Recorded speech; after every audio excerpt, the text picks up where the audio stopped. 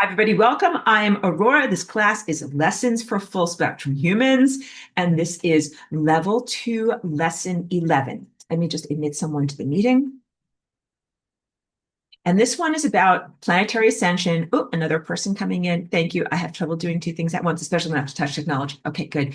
All right. Planetary ascension and refinery of consciousness. So let me grab my pieces of bad news paper. Because we're going to talk about things in a way that is relevant to the ongoing challenges that we have been facing. Like we had a relatively straightforward ascension path going up to 2020, 2019, or late 2019 or so, and then had a worldwide social event that I'm sure you all remember. And I don't talk about it openly because I do share this video content on a captured platform. And that's why I do my miming and interpretive dance to be able to convey to you the things that I would like to tell you about. So my notes are relevant and good. Newcomers to this class, please know that I always send out my notes that are relevant to the lecture the night before the lecture, but you can also read ahead or read at your own pace by finding my PDF handbook that is called the Flying Rainbow Lasagna Flight Manual. And there I have the whole compilation of everything that I share each week, and also my jokingly titled manifesto, or a writing that is all about the ideology of what Flying Rainbow Lasagna is, or the essence of the ideas that I share here. And you must always forgive me because I am not from this world, and my grammar is very bad. And so my writing is sometimes in full sentences, but it's definitely worth checking out. So my notes are informal and they're structured in an outline form that makes sense to me and my, strangely non-neurotypical brain. So please enjoy my non-neurotypical form of communication if you want to. And I usually keep that as part of the description in all of my videos. So it's pretty easy to find, or you can find it on my website. Okay, but page break and moderate, like sorbet for your mind. Oh my goodness, I can't even talk. Triumphant fanfare, please. Do. I am very, very happy to tell you that I'm finally getting my online shop reactivated after having moderate turmoil way back in April and having to change everything that I've been doing in terms of my clothing line and my sharing on that level of reality because the tariffs totally took out my producer that was my fabricator in Asia, and that was not possible to do that level of commerce anymore. So I turned crisis into opportunity, but not after some, whatever, like destabilization, eventually bounced back, turned crisis into opportunity. And so what I'm doing now is focusing on wonderful natural fabrics. And what I've got that I'm starting to put my listings up on my website. So please just my message is, and I know it was so fragmented in how I deliver my message here, but it's just how my brain works.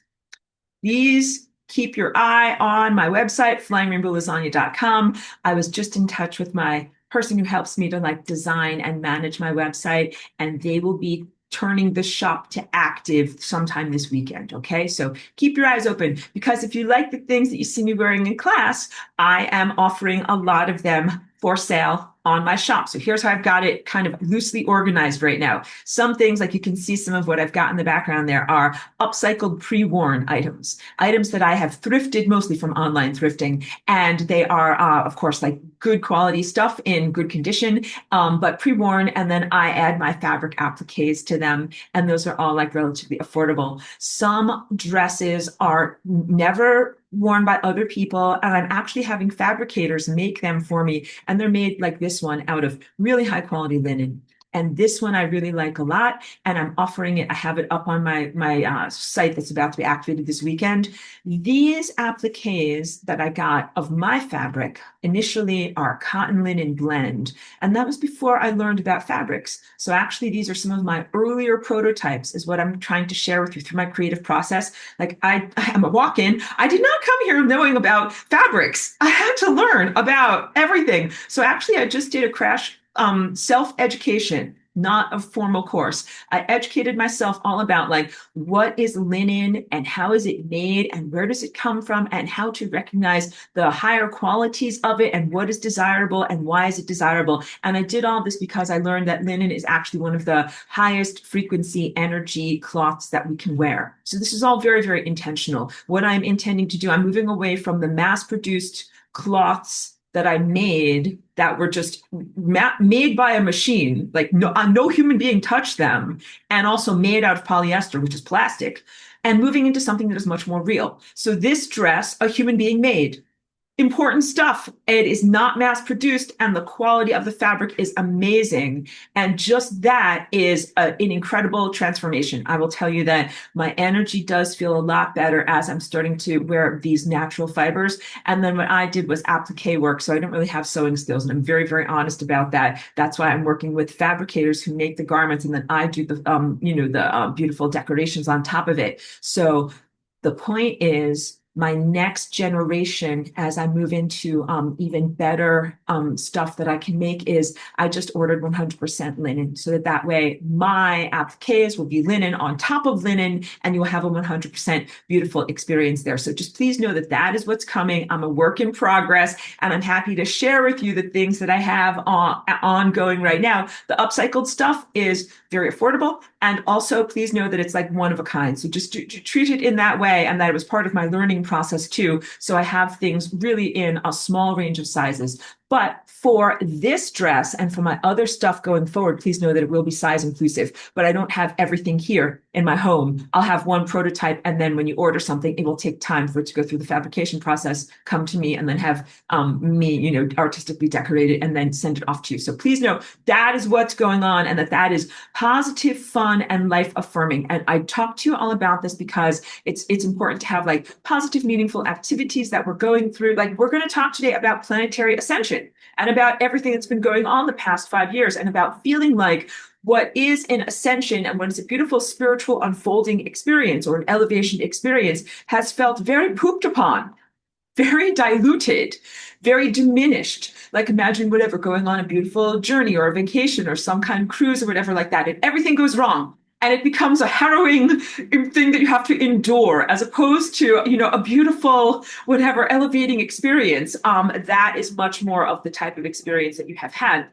So coming out of 5 years of very, what would we call it, of extreme duress and torture even at times, it is important to have positive anchors for the future, for the expectation of your emotional state and also your cognitive state of what are you doing and what's important to you. So that is why I do my clothing. Like I do my artwork and my music really no matter what. And I have done that throughout these very embattled times.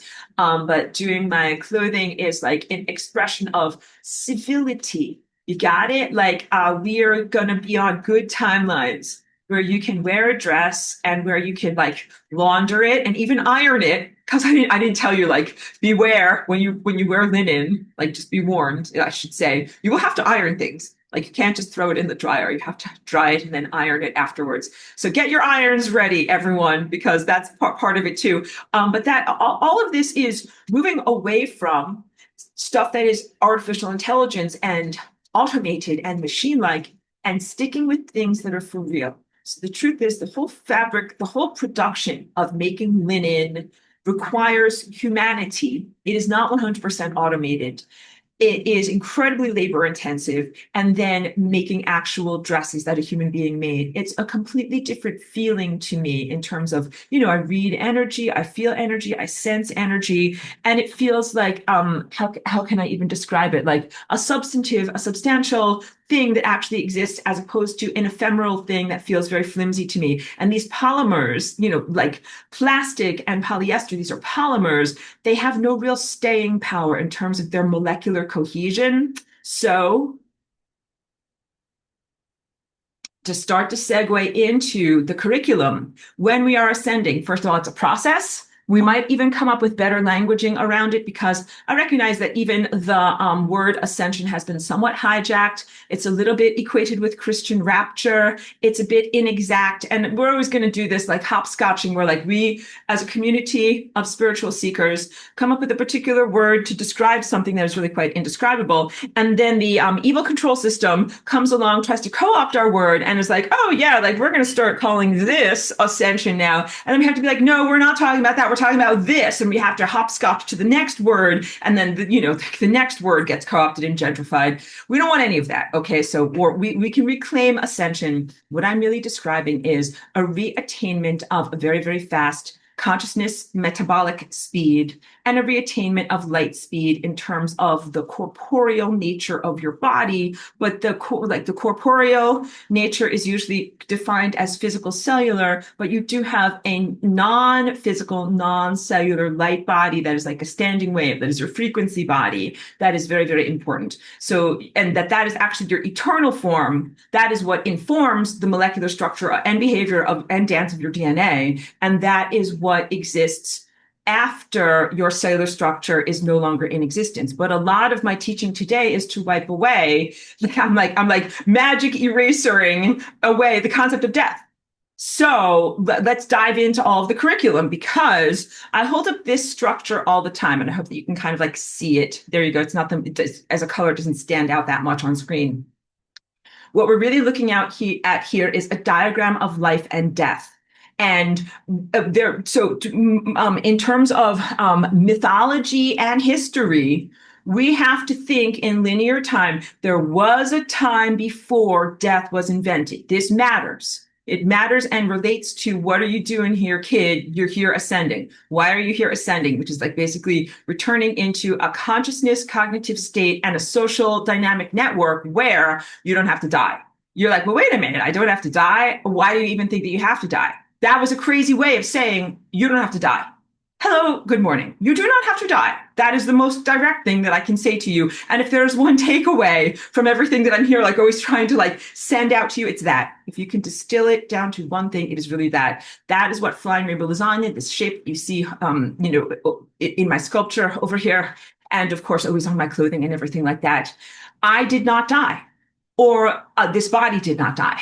The original person who occupied this body did die and was eradicated on many levels. I, as Aurora, came into this body, but I have claimed this body as my own body. I am a walk-in. I did not die.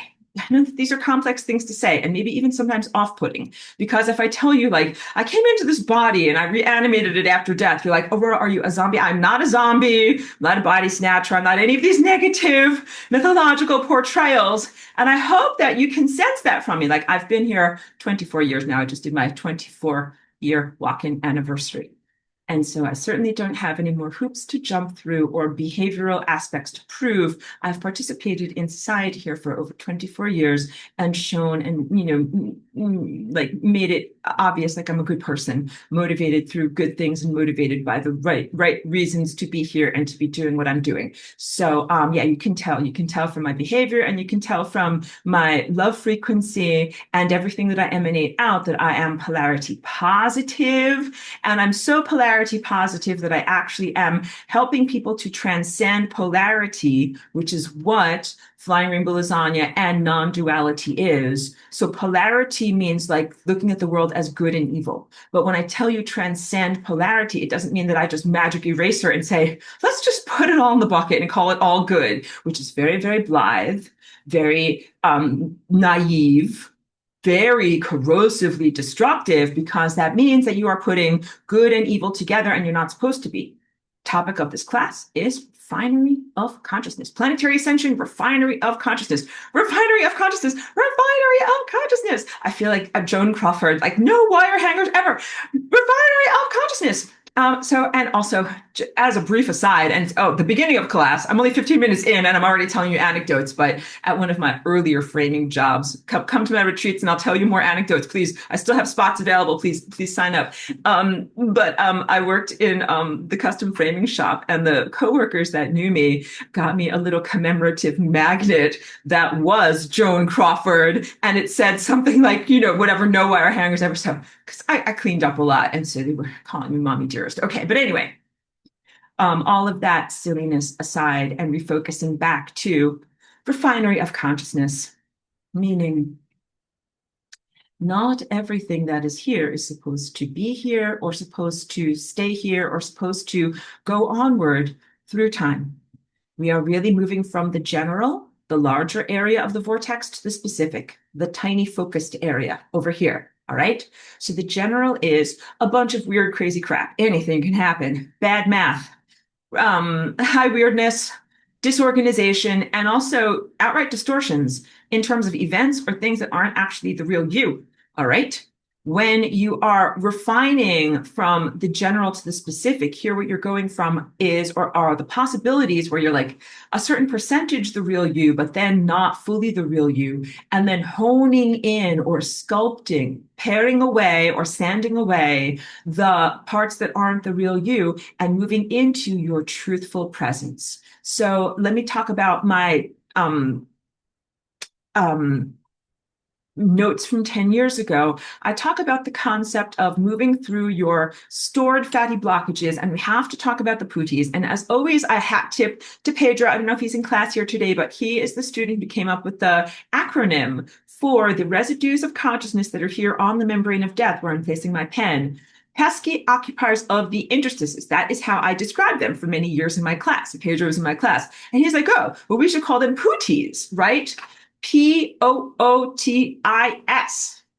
pesky occupiers of the interstices. So that is where we get that name from. All right, good. So now you all know the mythology and lore of the origins of that name. But who and what are they? They are basically what invented death. Before them, no one ever died. There was a time before they were on the membrane of death. So they are the occupiers of the interstices.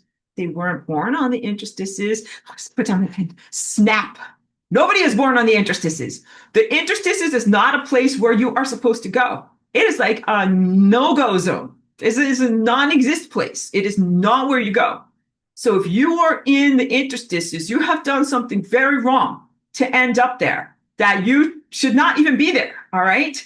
That's your first thing. Like if you end up on the interstices, you should read a giant sign or have something like emblazoned in front of your brain that says like, stop doing whatever you're doing. You have reached the interstices. You have done something terribly wrong. If you have gotten here, stop immediately. Don't go any further. But what we have had to recognize is that there are some very, very distorted and monstrous levels of consciousness that for whatever reason are pathogenic, meaning disease producing. And they have aimed themselves at the membrane of death. And they're like, yep, I'm intentionally going to the membrane of death.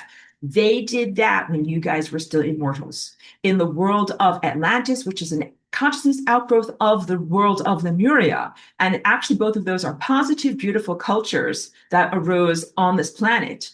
They are intending to end or hijack the ascension process at that level of reality. And I have already ascended from that level of reality. And I'm watching that there. And I'm also watching how the consciousnesses of genuine aspirants from that level of reality have been plunged into this level of reality, which is known as mortality, by the Pooties doing their extremely bad, inept time magic on Mars and placing themselves on the membrane of death.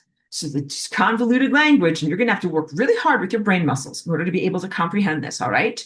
You live in Atlantis. You are eternal. The guys that are very bad curse words, bad, evil people that I want to say right now, keeping it family friendly, they live on Mars. They are doing bad time magic, and they are about to F themselves so badly in like a circular, endless self-cursing through time that they are going to end up not resolved, but stuck on the membrane of death. And they are really the originators of the destabilization in our chakra system on our beautiful, loving planet that makes us experience death.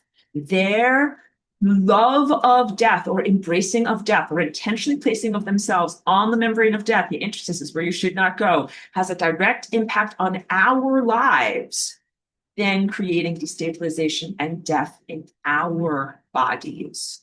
So refinery of consciousness, don't put good and evil together in the same bucket. Why? Because good and evil are not the same. Because we are not moving in the same direction. Because we are here to effing ascend. It's not a good thing to say. We're here to ascend, and we are being inhibited and dragged down, or momentum taken away, slowed down by these presences. I can't even really call them presences, but I'm just looking for a neutral word, garbage, yucky, gross stuff that has no intention of accelerating to light speed. And it is ballast, it is the detritus, it is the debris, it is the unintended stuff, it's the filler, I already called it the garbage, the trashola. It belongs in the bin. It does not belong in the world of ascension, the world of pure light. So here I'm pointing at my window over here. Like, think of that as the world of pure light. All right. So if you could just get beyond that window, if you could just accelerate and get beyond that window,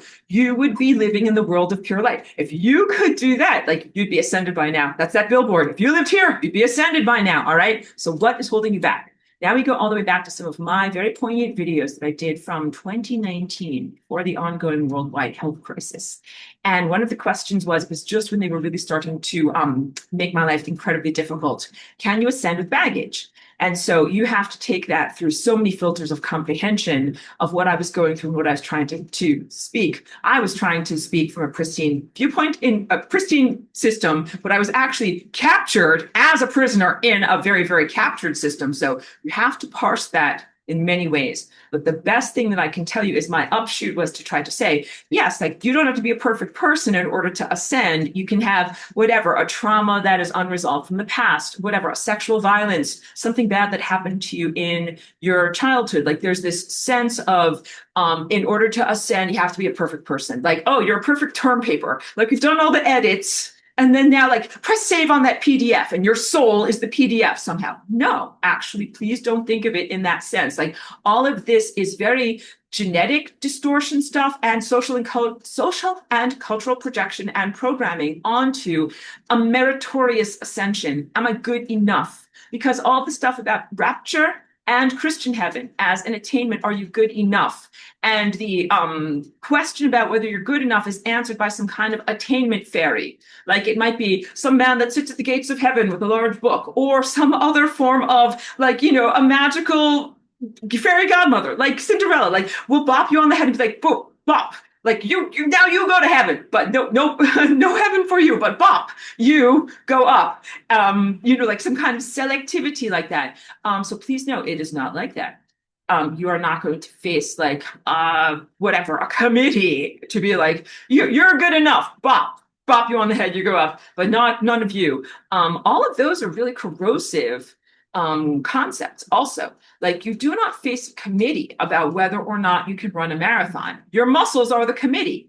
Run the effing marathon. Again, apologies for my strong language, because, ascension is like this beautiful thing, and I want to speak about it beautifully. But no, so emphasis. No, if you're interested in running a marathon, get your muscles together, train your body, run the marathon. Do not have to submit a white paper to a committee and ask for bureaucratic approval. May I please run the marathon? So ascension is a soul attainment for spiritual athletes, not something that is for your perceived merit, especially within a hijacked or gamified system. And human religion, especially the death cult religions, portray it in, when I say gamified, that means it is incentivized. Do this to get to heaven. Do act in this way to get to heaven. And sometimes the act in this way is not a good way. Sometimes that means serve the evil regime in order to get to heaven. Give money to those who are corrupt in order to get to heaven. Bend over backwards in a way that is uncomfortable to your true nature in order to get to heaven. So sacrifice your true authenticity to get to heaven. Like, none of these things are good, and none of those things are how you actually get to heaven. The concept of go to heaven as it is portrayed within the various death cult religions is very corrosive because it means that people give up on life and their rewards and attainments in life and instead voluntarily go into the no man's land known as death, thinking that they will get something good there.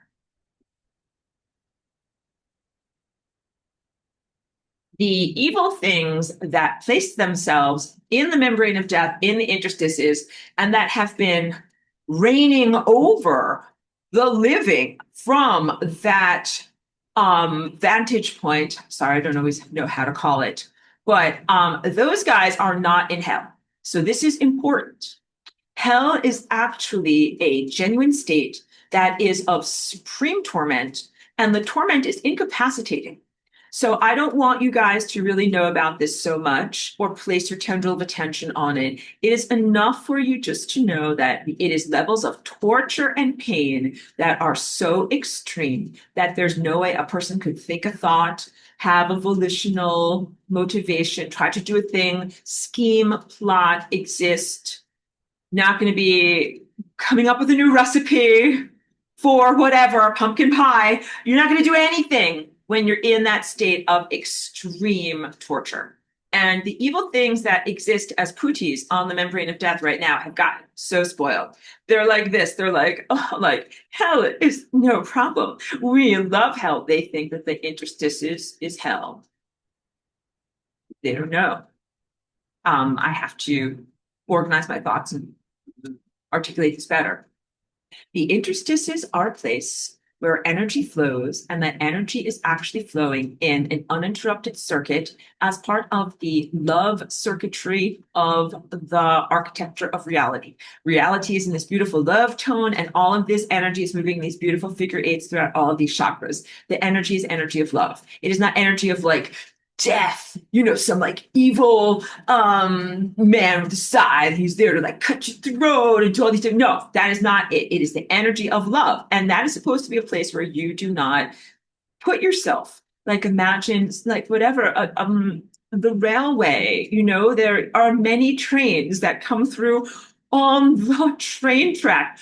Don't stand on the train track because the trains come through and they will run you over. The trains are not evil. The trains are actually very good and they're actually love. Like the same way that your heart is love and you're carrying red blood cells throughout your whole body, the flow of energy through the membrane of the interstices is actually love. And what if I say the flow of energy through the membrane of death is actually love? You're like, I have trouble hearing that because that doesn't not what that sound like what people are used to expressing. Like, how can death be an expression of love? But again, do not place yourself in front of the giant, steamroller of the train that is moving forward. That is a no man's land. You're not actually supposed to be there. So these very, very bad time miscreants placed themselves in front of a speeding train in the membrane of death intentionally. They engineered the circumstance for themselves to be these consciousness residues. And in that state, they have been siphoning energy from the living. And we want to talk today about how that closely mirrors the technological form of vampirism, fictionally, mythologically, that has been going on in this world. The draining of energy from those who are divinely connected and who are in a state of health and spiritual athleticism to those who are less worthy, who are not good math, who are the definition of pathogens, disease creators, or parasites, those species who drain energy from other species and who are not part of any kind of ecosystem balance of consciousness, like not like predators, prey, wolves versus deer in the world, nothing at all. These are not predators. They are not sacred. They are not sacred darkness. They are not sacred balance. They are abominations or something that is inherently flawed in its existence. They shouldn't be in existence. They are really something that doesn't exist. So when you're like, what about these putis? They technically don't exist. So a lot of my teaching is really about bringing forward your cognitive ability to unmake them because they exist, but they don't exist. So that's why I don't want to emphasize that they exist, but they're the membrane of death where these guys are pootying is inside of you. But I always save that information for later in the semester so that people aren't like, oh no, like I'm inhabited by demons. And then they're whatever, like clawing at their own face. Please never do that.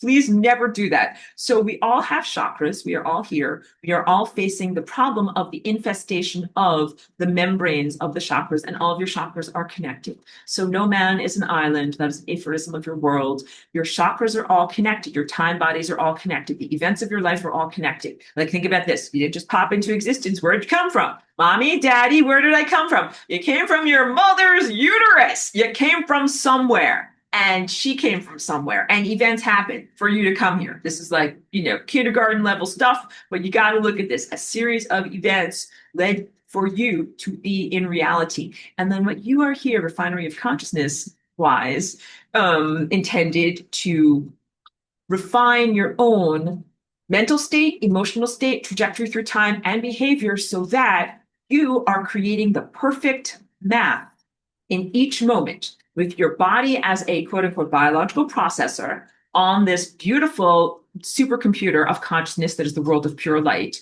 And you calculating, but that's not really the word, but like generating and experiencing the probabilistic levels of math and interactions of math between yourself and other lives. Your chakras are probabilistic structures of math, and they are connected to other people's chakras. And also your chakras and your energy and your feeling state is connected to the microbes that are in your tummy that help you to absorb your food. And this is the essence of non-exploitation. So when we talk about love, we are talking about non-exploitation. And I think that that's a pretty good synonym for you to switch out. Like when I talk about light and we're talking about consciousness or information, and you can switch them out in these sharings. What if you switch out love for that level of, reciprocal energy sharing? And that is what you're really doing with the microbes in your tummy, okay? So it is non-exploitive sharing. When you eat your food, if you didn't have microbes in your tummy, you would not absorb your food. You would not absorb the light that is the glucose that is available in that food. It would sit there like an inert object. And we talked about this, how you must get your initial, breast milk from your mom because that contains the necessary cannabinoids to make you hungry and microbes so that you get inoculated, but not like in an inoculation way. You get primed like when you get probiotics in your digestive tract so that way you can actually digest your food. Okay, so when you are in the levels of love and reciprocity and non-exploitive sharing, you recognize you have these microbes that are in your tummy and they are loving you. So think about it like this. Magical manna rains down on them from above. Like I just, whatever, had some scrambled eggs. All right. Actually, not just, I had them earlier this morning. Okay. So magical manna is raining down on the microbes that are in my intestines. You're like, fantastic. Something has favored us with nutrients today. And they're like so happily receiving it and all of that.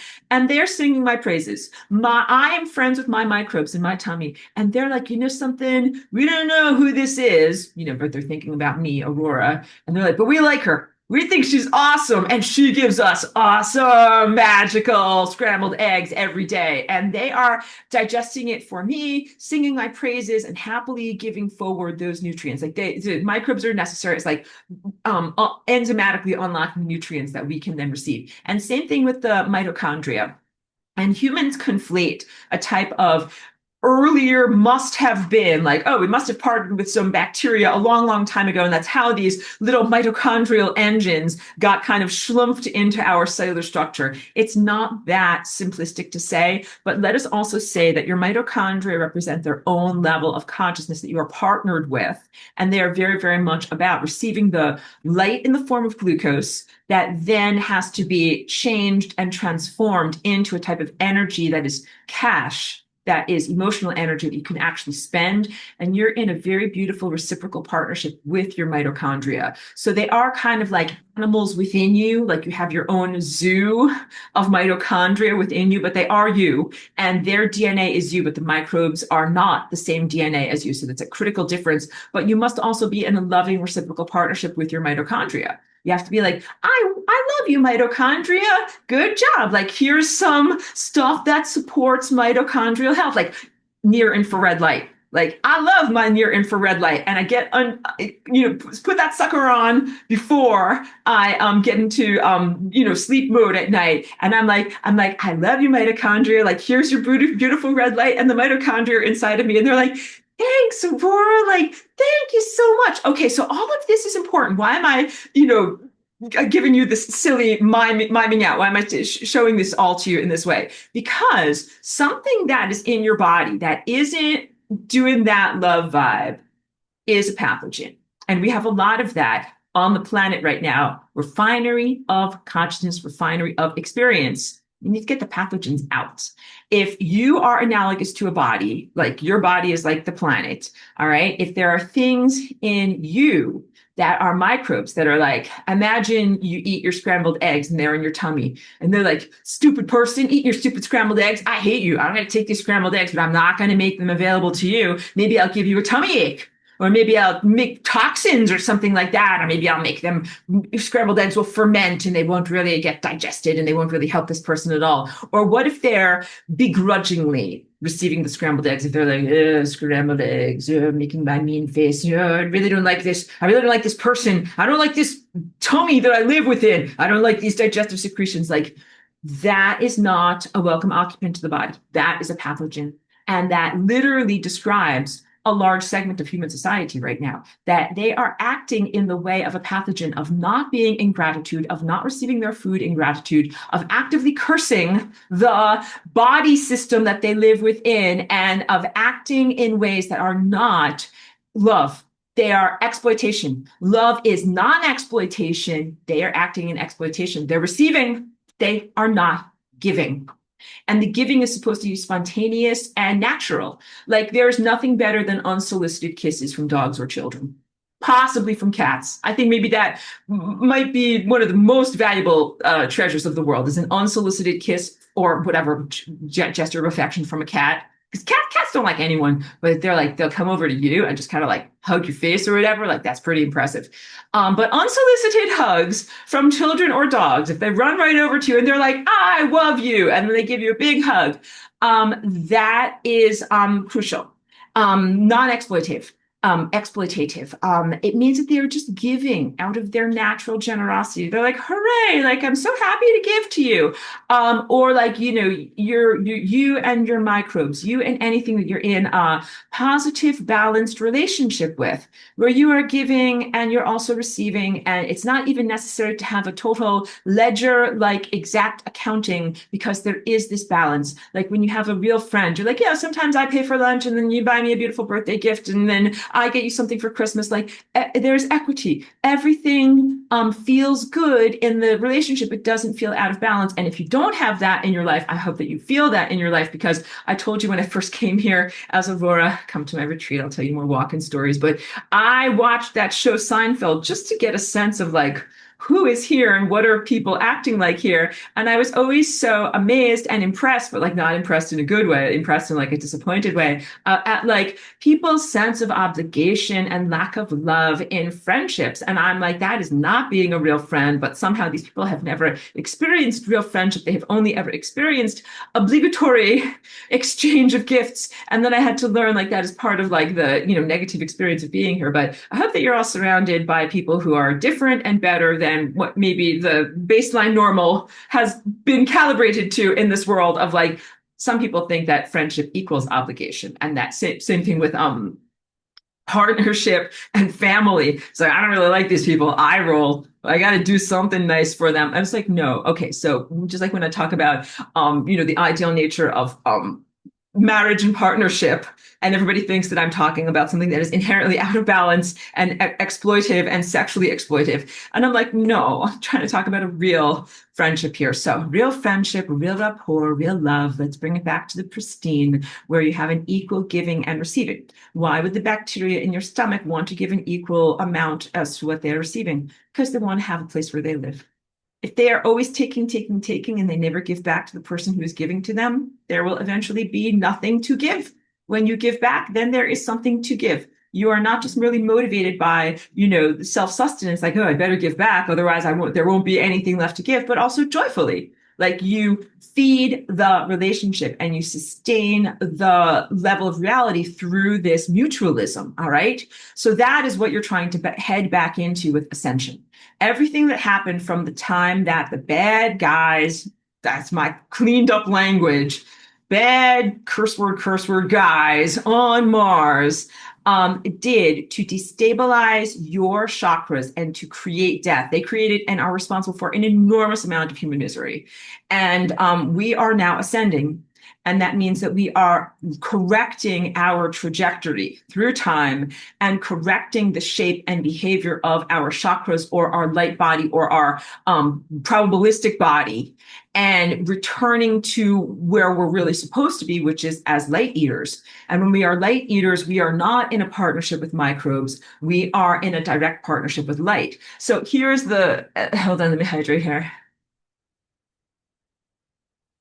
The analogy I was coming up with as I was going over my notes today was like, you know how like a saxophone or a tuba, I think a saxophone is maybe the best, like, you know how it has all of those like brass, like, you know, like curved things that go through it that are part of what it is to make a musical instrument, right? And you know, so like a saxophone is made so that you will blow into it and it will make beautiful music and you change it, you know, through changing the shape of it, right? So like that is what your digestive tract is supposed to be like.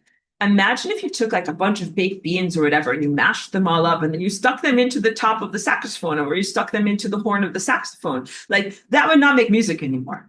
That is your intestines. That is literally the definition of how our physical bodies have been repurposed. So please do not ever starve yourself. You are in a transitionary state to get to the level of being able to have enough inner momentum to sustain yourself entirely upon light.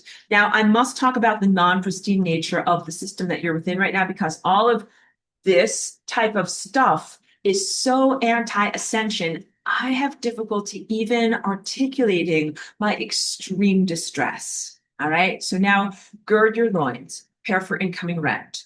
The fictional software and hardware that has been draining energy from certain people and delivering it to other people is Antichrist. What you're supposed to have is a pristine system, nothing technological. And that means the energy flows to your chakras through life force energy. When I taught you about sun gazing yesterday, you're talking, not yesterday, last week, we're talking about the ingestion of life force energy. And let's say you're a spiritual athlete like me, and you get really good at ingesting life force energy. You wake up every morning and you eat a big bowl of sunlight and you're like, woohoo, like, I got tons of energy. That would be fine. And I would be moving at a very, very fast inner metabolic rate. I mean, you talk about pilgrimage and burning off emotional detritus and dross. And other people around me might be moving at a slower emotional rate. So like, I'm like, see you suckers, I'm going to run a marathon in 4 hours. I'm like one of these very, very fast Ethiopian runners, right? And then there's other people that are just kind of like plodding along and they're just kind of like dum, going slower. And that would be fine. That would be fair in a pristine system. But what you have is a non-pristine system where all of the bodies of humans in this world have been artificially yoked together. And software systems have been designed in order to drain energy from those who are moving at a faster rate in the planetary ascension and their spiritual athletics and their generation and cultivation of personal energy to those who are less worthy.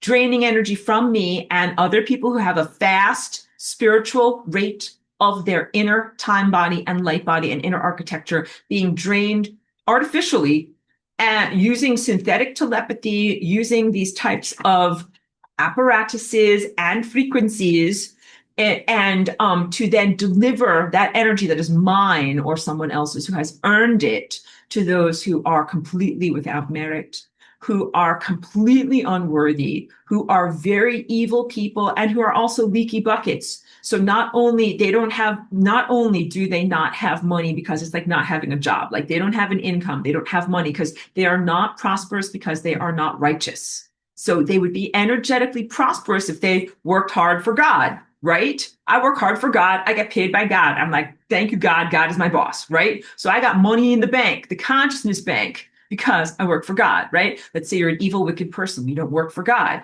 Got no money in the bank. They're like, that's okay. Let's dark magicians get together and fictionally create this fictional system over here. And then we can get energy and life force from the good people who are actually righteous. And you know what it means to be actually righteous? It means you are eating good, positive, healthy foods, doing good exercises, walking on a treadmill, drinking proper structured water, getting in the sunlight, having a good circadian rhythm, like all the things that I do and that I encourage other people to do. As a spiritual teacher and as a spiritual athlete, I'm teaching you how to take the best care that you can of your physical body. A clean car goes far. Your body will continue to go through time if you take good care of it. These guys that are siphoning fictionally on this synthetic telepathy network take terrible care of their bodies. They eat the worst food, processed food, take a lot of drugs, expose themselves to a lot of corrosive technologies. And that is this frequency right here, which is incredibly corrosive. It is an anti-life and anti-love frequency. And if you want to know what's really, really unfair about the planetary ascension and how it got hijacked about 5 years ago, when they turned on that anti-Christ, anti-love frequency, ascension is supposed to be about a marathon where only the good runners finish. All right. So if you've been cultivating yourself in a natural state to be loving, you're like, I'm a runner. I'm ready to run. Love is running. And you're like ready for the starting gun that says go, and then you're going to run and you're going to be like, I'm going to be so loving, watch me go, watch me go, watch me go. And then people who haven't been loving and haven't been cultivating themselves, they will be left, on not negative timelines. They will not be able to move forward. So that would look like either their consciousness is shunted onto a peripheral timeline, they die, or they are no longer occupying the same reality as you, or they are no longer in your presence, or they are no longer powerful as reality generators. Their minds are disconnected from the reality generation architecture of reality.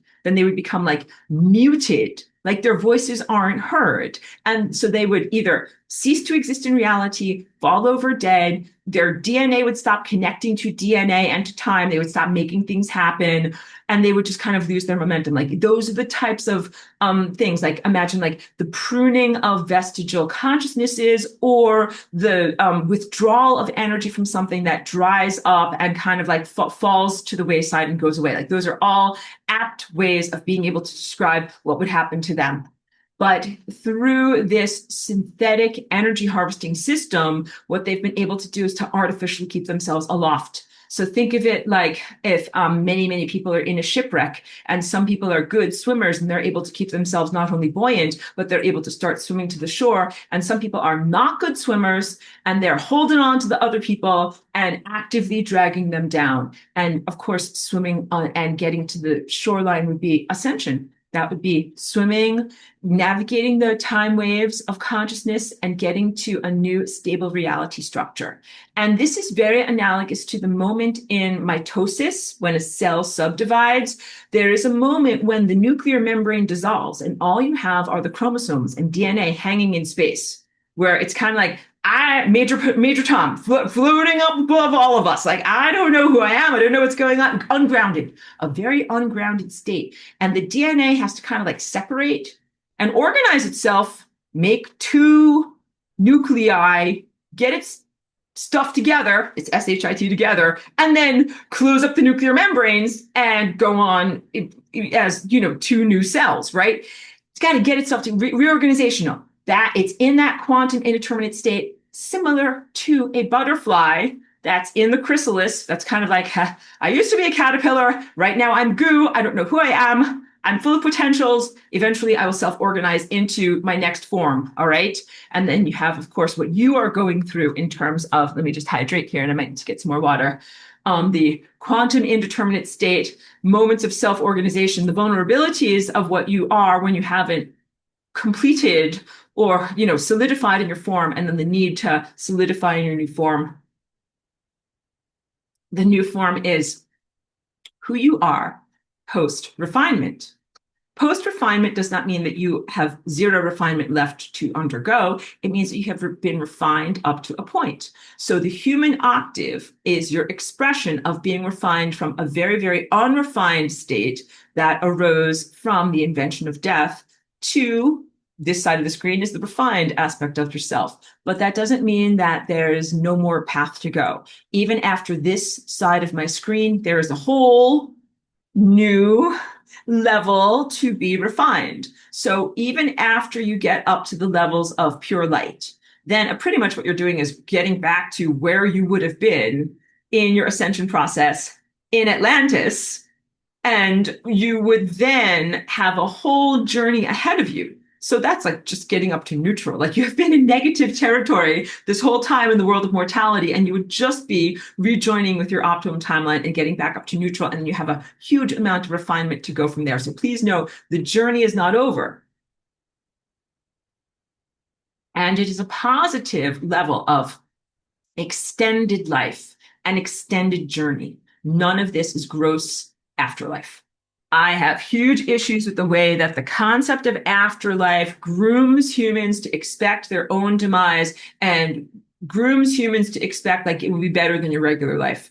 That's a big problem. It's a big problem for you to think that it's going to be like an optimized timeline, but you're dead. I think that let's wipe that away.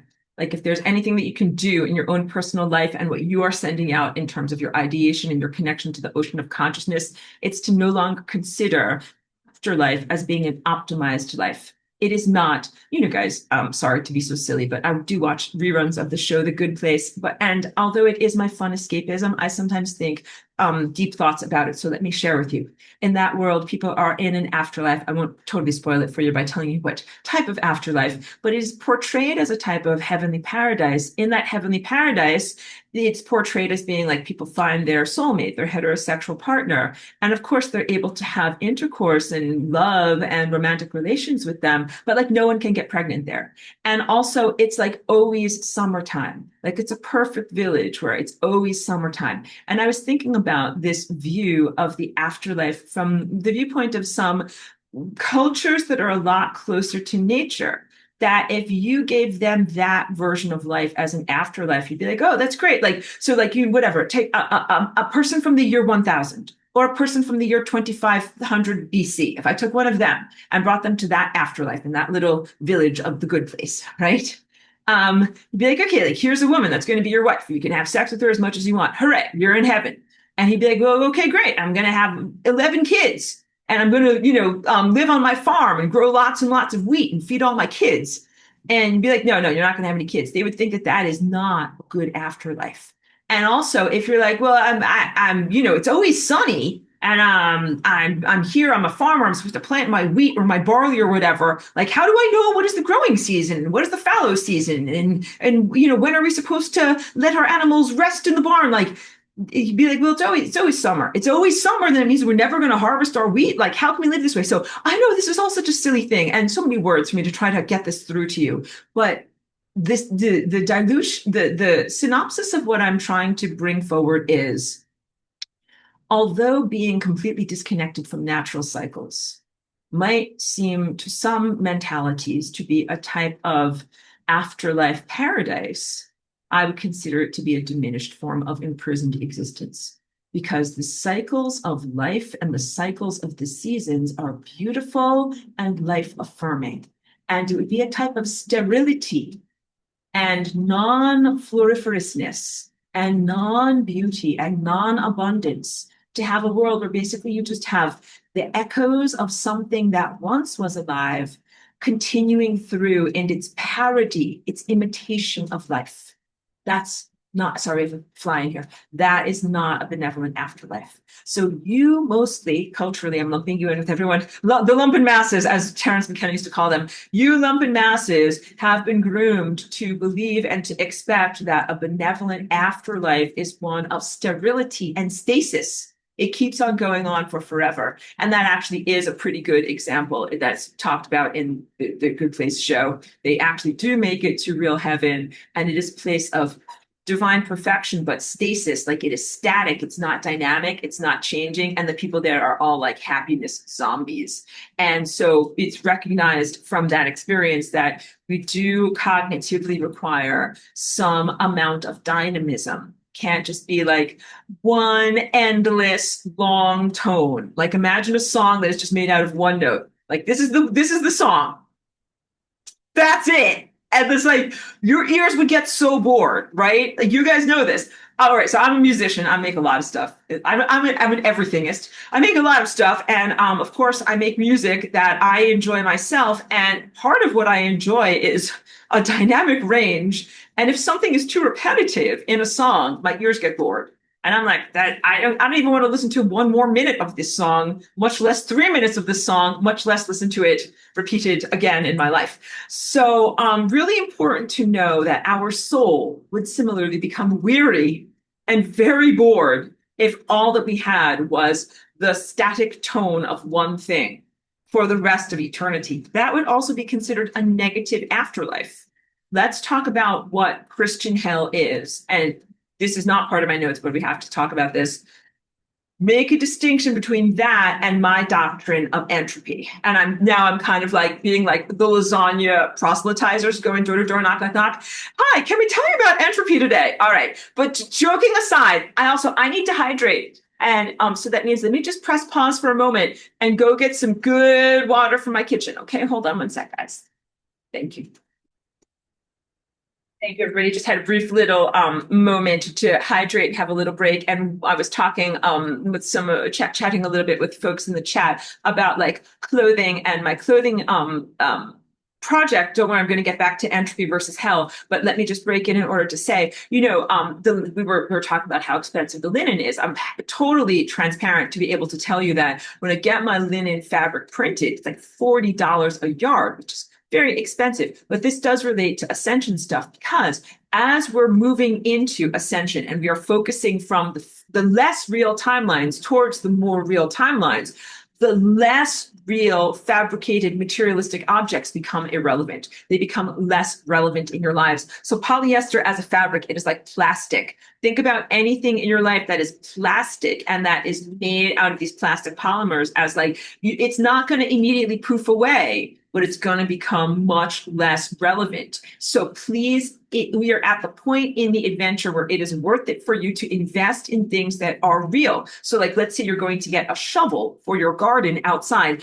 Please get one that has like a real wooden handle and a real iron spade, not something that is made out of like plastic, polymer, blah, blah, blah, even if they say that it's eco anything, because that is going to become just a blob of nothing that will be irrelevant to you. So just recognize that. And also please know that you're constantly leveling up and refining. Oh yeah, and Suzuka is saying that she sleeps on linen. I totally advocate for people to do that. And I really want you to know it is transformative. Once you actually get access to these fabrics, they are real. And when we're ascending, we are heading towards the real and away from the fake. So the fake is cheap and it is available. Think about food that is fake, cheap, and available. And it is non-nourishing and non-substantive. And it is very, very difficult to build a real light body based on that fake, non-substantive food. That is really one of the problems with our world right now, that the food does not have enough light in it. And the light is about more than nutritive content. It's about the consciousness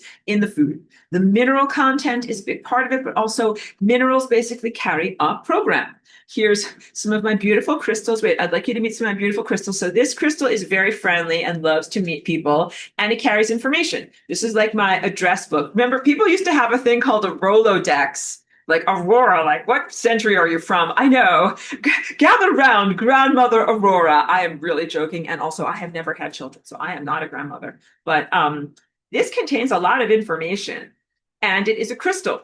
When you eat proper minerals in your body, you also contain information. The minerals contain information from the soil, and then you eat them and you contain information too. And plants also need to eat minerals in order for them to have cognitive awareness. And then you eat the plants and you have cognitive awareness. As I was going over my notes today, I'm eating my little snack outside. Like I'd like to sit on the balcony and sit in the sun and eat or my food or drink my tea or whatever. I realized I had to articulate this for everyone because people are in such a low signal environment where you have so little truth that you might not even know what real food is or how to eat real food. But you must get real food that is full of real light, that is genuinely made.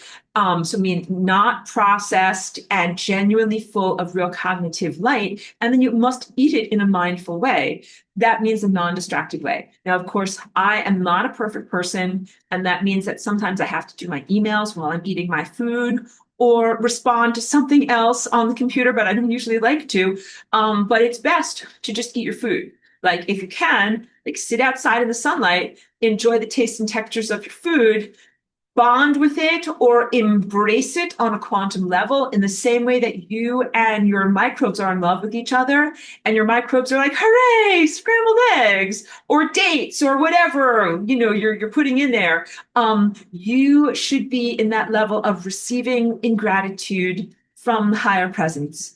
And that's yourself as a higher dimensional ascended master. That's yourself as cognitive, coherent light family. That's yourself as giant ball of consciousness, the sun in the sky, and yourself as divinity, divine cognitive intellect, harmonic, perfect presence of, God, nature, right? So everything that you're eating is the sun. Like I'm eating a date that came off of a tree, that a tree grew it, it came from the sun. I'm eating an avocado, it came from the sun. I'm eating chicken, it came from the sun. I'm eating an egg, it came from the sun. Like that, and that is how I eat basically. I mean, I'm very, very strange in this world, but I think I eat perfectly normally. So again, come to my retreats and I love to teach people about food and my way of connecting with food. But like, I don't really make recipes. I think recipes are really weird. Like I eat ingredients because my body is like, well, yeah, like I want to eat chicken and I want to eat dates. And that just makes sense to me. Like those are the nutrients that my body requires. So it's very, very weird to me. It was like, well, like, no, like like you want to get like this and all this other list of things and like put them, smoosh them all together. And I'm like, that's very strange. But also please know, come to my retreats that I have a wonderful private chef. And at all of my retreats, we get the best food for everyone. And my chef does use recipes because the people do like flavors that fit together. And she is really, really great at fitting flavors together and making things sound really good. So actually what I did was over the past couple of years of working with this chef, came up with things that meet my dietary requirements, which are pretty much like what people call whole foods, like non-processed foods, and people's palates and expectations of what prepared, what food that is cooked for you should taste like something that is served to you, not prepared food, but food that is served to you should have flavors and spices and sauces more than just salt. So I eat in a very strange way, and I recognize that. But what I usually eat is like grilled meat that has salt on it. And when people come to my house and I serve them that, they're like, oh, this is very interesting. Like they're very polite about it, but I don't have like, like sauces that it is marinated in or poured on top of or something like that. But my chef does a beautiful job of putting all of those things together. And that's why I joyfully and joyously hire her and work with her. Yeah, so I can't say enough good things about my chef as a food expert and a cultural bridge to be able to create nutrients that are palatable and good for humans. But my way of eating is very much about, I guess what you would say, intuitive, because I choose the either protein, fats, or carbohydrates that my body needs in that moment. And then I just eat the ingredients that I need. And then, that tastes good to me. But I recognize that other people would think that is very strange. But yeah, no, when people, like, if you come to my house, I might feed you like a grilled hamburger patty with salt on it and like blueberries. And you might, that's like that. That's good. I think that is good. But people would be like, this is very strange, or like, this is not how people eat. Okay. I feel like I'm going far afield, but a lot of my notes from my 10 years ago original information is about food. And it is about the experience of how you honor the food that you're eating and make a real connection to the world of light in the process of eating food.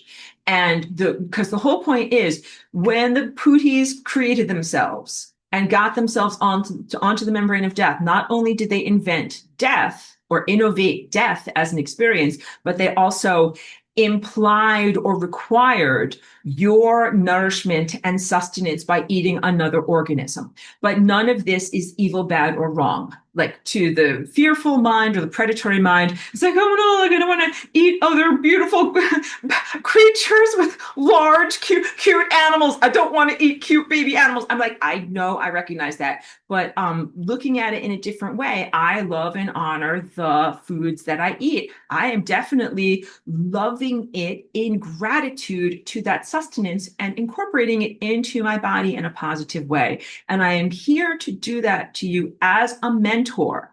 As an example, I am not on an interdimensional cloud right now, only eating pure light and waving my diamonds at you. Remember that anecdote, darling?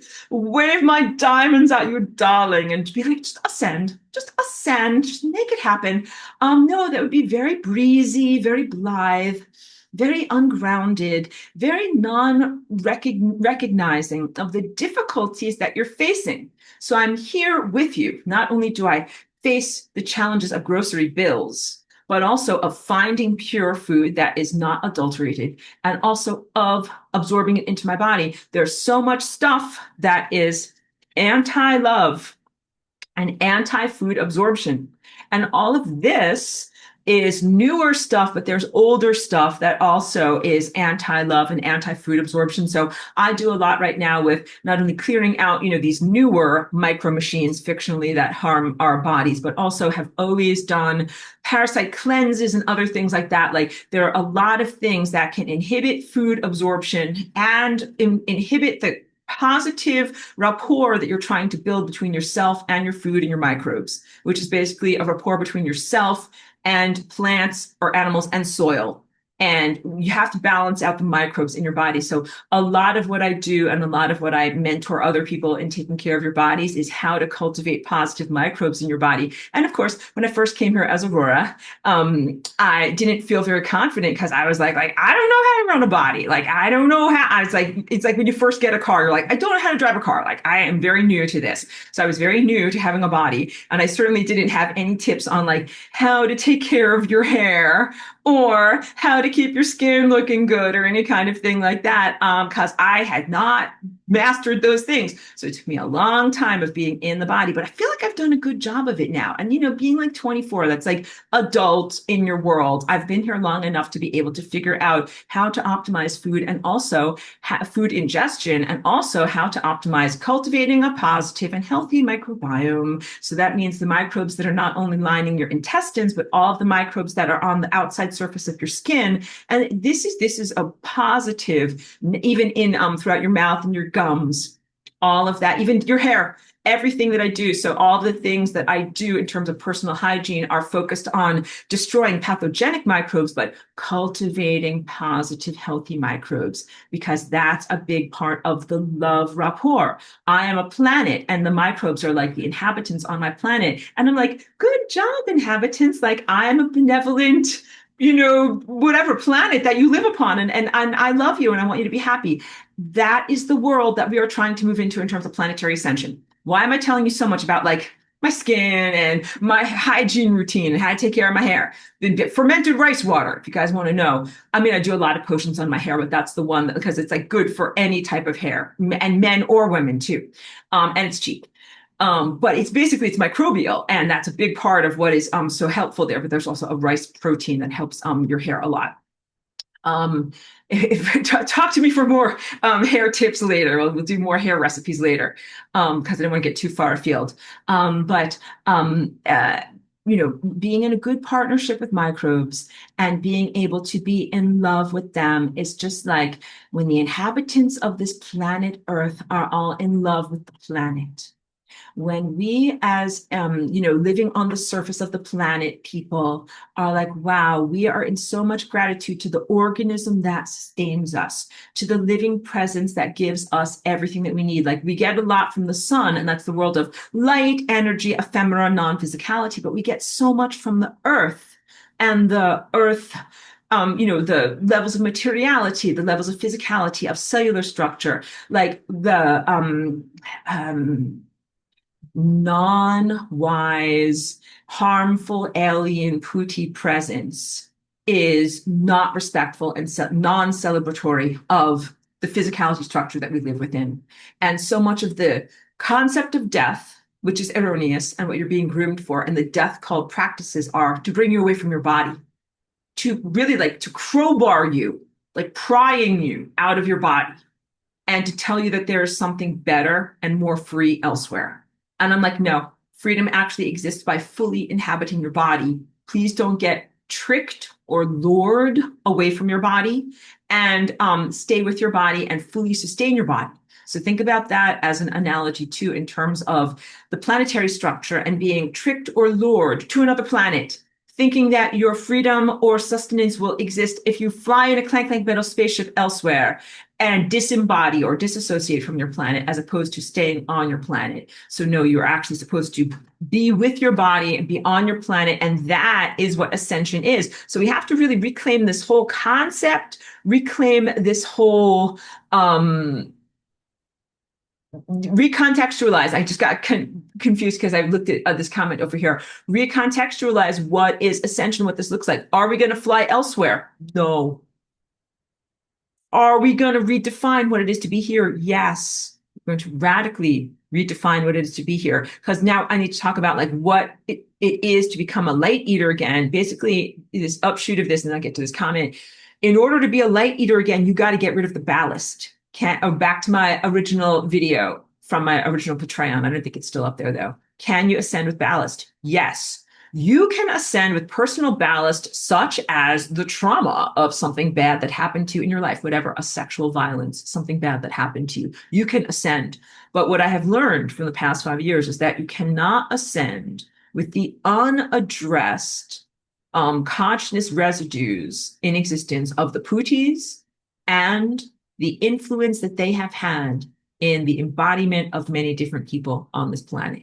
That it's not just the residues that are here on the membrane of death that have been preventing you from ascending, some abstract thing that is echoes of consciousness that once existed, but the very real inhabitations of physical people and other people that are on your planet that are actively inhibiting your ascension. And those are the people who are fictionally draining your energy from a fictional network that was fictionally erected, fictionally in 2020, that was fictionally designed to take energy away from the ascending ones, the Christs, the people who are good math students, getting better, getting faster, raising your energy and moving at a faster rate internally and siphoning the energy off to the worst students. How mad would it make you if in grade school, you know how you have that bell curve where there's like the worst F students over here, the mid-range kids that are the C students over here, and that's always going to be whatever, the 85% of kids in your class,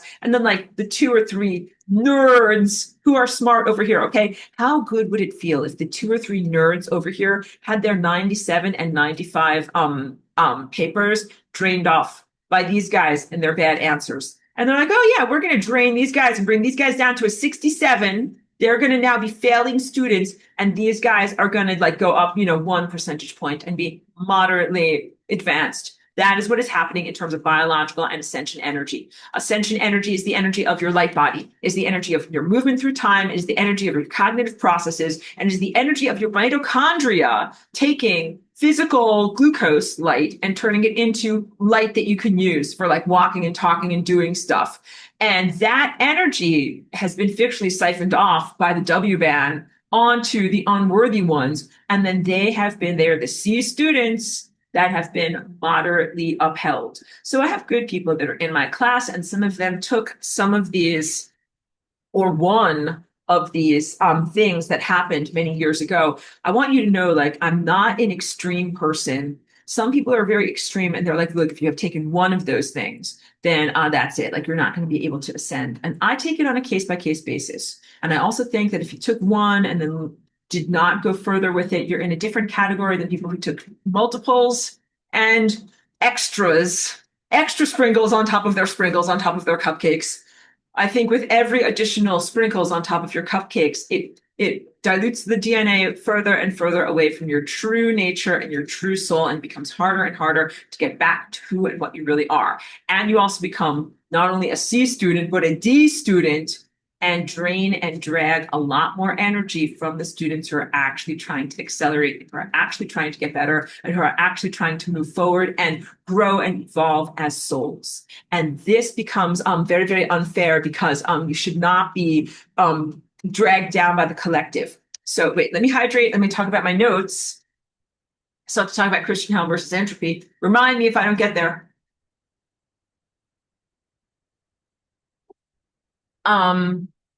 Being dragged down by other people.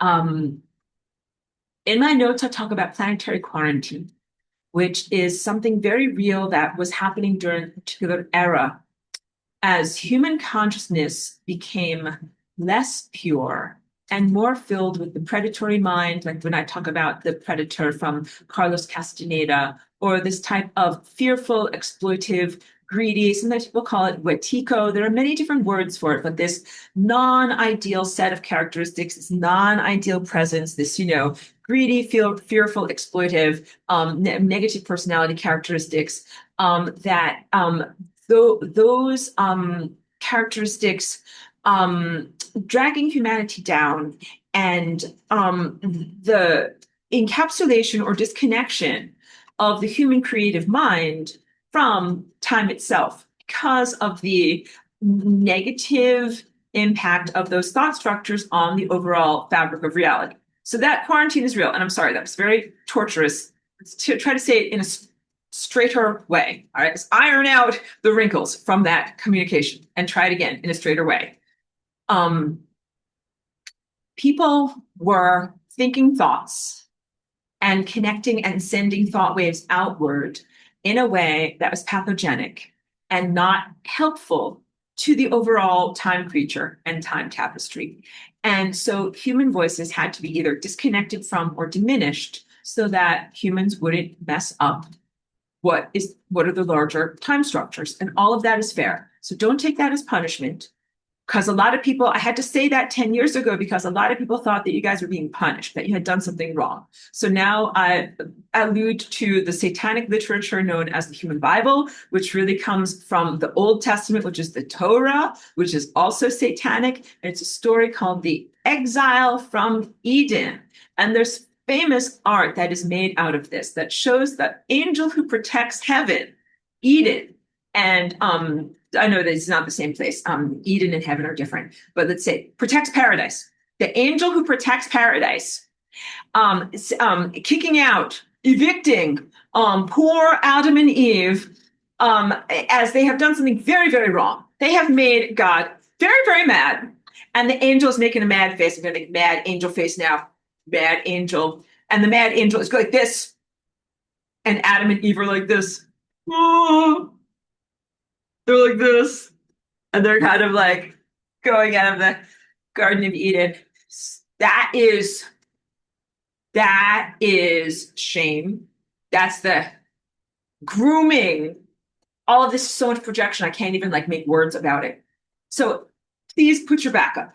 You are not Adam and Eve having been evicted from paradise for poor behavior. Like, there goes the neighborhood. Get Adam and Eve out of here. They're doing all the wrong things now. No, far from it. That is actually why I call it corrosive, why I call it satanic literature, because those are some of the most corrosive, blame the victim anecdotes and stories. And that it's the beginning of your Bible teaching. You get it? Like when you go to church or Bible class or whatever, catechism or Hebrew school, any of those places, when you go there as a little tiny kid and they teach you about that, they are imprinting you with like a big giant thing of like grief. And it's definitely, it's the rekindling of ancestral trauma.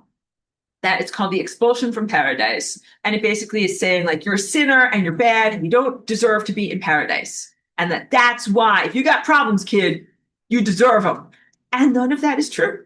None of that is true. That our history, that image of that angel is so corrosive because it basically says like that angels are gonna stand by being mad at you and evict you from paradise instead of preventing you from being exploited by pure evil. Like that. Rant, incoming rant. Like in that story, Satan, the serpent, exploited both Adam and Eve and did some very, very wrong and bad things to them. And the angel should be like, hey, you know who needs to get out of the Garden of Paradise? The snake, the evil, the Satan. Like, why doesn't that angel go and go ballistic on the evil snake that did bad things? Instead of blaming Adam and Eve and then blaming all of humans that come after Adam and Eve and saying, you deserve to die because you did something bad and wrong. Wipe that all out. I emphasize this just for the case of wiping it all out so that you can recognize that you do not deserve death. And the things that made themselves consciousness residues or turds who refuse to flush on the membrane of death, like they are circling the bowl endlessly, making your life difficult. They're the ones that are shouting at you like, hey, you're not worthy of being alive. Hey, you deserve bad things and death. Hey, you've been expelled from paradise because you're bad and wrong. Like, they're the peanut gallery, and they're totally evil and they're totally wrong. And you're totally undeserving of not only dying and experiencing the world of mortality, but all of the separation from divinity that these putis and residues have created. So a big part of what the message that I bring is distilled into do not die. You're not supposed to die. You're not made for death. There was a time before we experienced death. Death is an aberration that arises from a great unfairness that was brought to our world. We need to refine consciousness out of that. And that means we need to get rid of the stuff that is not supposed to be here. When I say refinery of consciousness, it means some stuff is supposed to be here and continue onward through time, and some stuff is not supposed to be here and is not supposed to exist in time. And then smart people ask, well, Aurora, why is there stuff that exists that is not supposed to exist? Why is there stuff moving through time that is not supposed to move through time? And I would say you are very, very smart people. And the answer is there's a lot of stuff and people and personalities and characteristics and echoes and things that are either not supposed to be here, meaning they were never supposed to enter into material existence, or they came into existence and then became greater and greater devolved. I made a bad face there. Grosser and grosser, more and more deformed and diluted until now they are like complete monstrosities. And they certainly don't belong here at all. So this is also important to know because some things are going towards energy being refined upward, meaning you're letting go of your debris. You're not identifying with your debris. You want to be your true attainment personality, not your temporary ego stuff, and definitely not identifying with your burdens of trauma. Those Mars guys and those Putti guys, they're the definition of identifying with their trauma. They're like, that trauma is me. Trauma is me and I am trauma. Don't take away my trauma. Don't heal my trauma. My trauma is me. And they are so narcissistic. They are literally the definition of the personality type known as narcissist, that they would love to talk with you for 10 or 20 billion years about their trauma. They have no care for the trauma that they have created in others, but they would love to bend your ear. Like they're going to go like on the psychiatrist couch and they're like, let me tell you about my trauma. I would like some therapy, please, for 10 billion years while I tell you about all the bad things that happened to me. And like, first of all of the bad things that happened to them, they actually deserved. They set themselves up in so many ways. They don't take responsibility for what they do. And the key point is instead of learning and growing from any of their bad math or anything that they did wrong, they always pitied themselves, acquired pitying by others, and said that they are poor victims and that it's they're so identifying with their trauma that they're not allowing it to go. I got diluted there at the end, but let me just finish strong by saying when you identify with your trauma, it's like identifying with your non-eternal aspects of self. When you identify with your trauma and the bad things and define yourself as the bad things that have happened to you, it's like identifying with the fatty deposits or the residues of undigested emotional experiences in your body. And you're actually not those aspects of self. So never misinterpret me as fat shaming because I know that I'm a slender person and this is not about the size of your body or even about your body mass index. This is about stored up emotional energy. So please know that slender people can have fatty deposits. Your body can look slender, but you can have fatty deposits in your liver and in your heart. And both of those things represent digested emotional residues. So now this is part of my notes. We must talk about a pilgrimage. Pilgrimages existed for many millennia and through many different cultures. And that's how you know it's the real deal. It's something that genuinely exists on a biological, spiritual, and energetic level of self-purification. Fasting and pilgrimages both go into the emotional energy that is stored deep within the fatty tissues of your body and help you to release it through the oxygenation process. Respiration is the oxygenation process. When you breathe and you inhale oxygen and it is applied, it is a solvent, an emotional solvent that dilutes and breaks apart stuff that is stuck and helps you to learn and grow.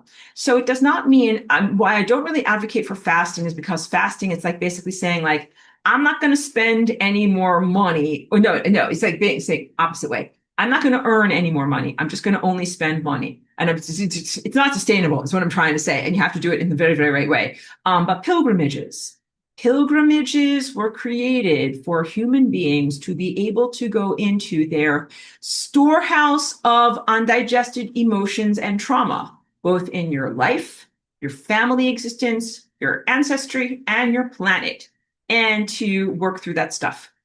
I have never run a marathon, although I would love to one day. And that is a huge, biological goal. I don't know if my body could do it, but I would love to be able to do that.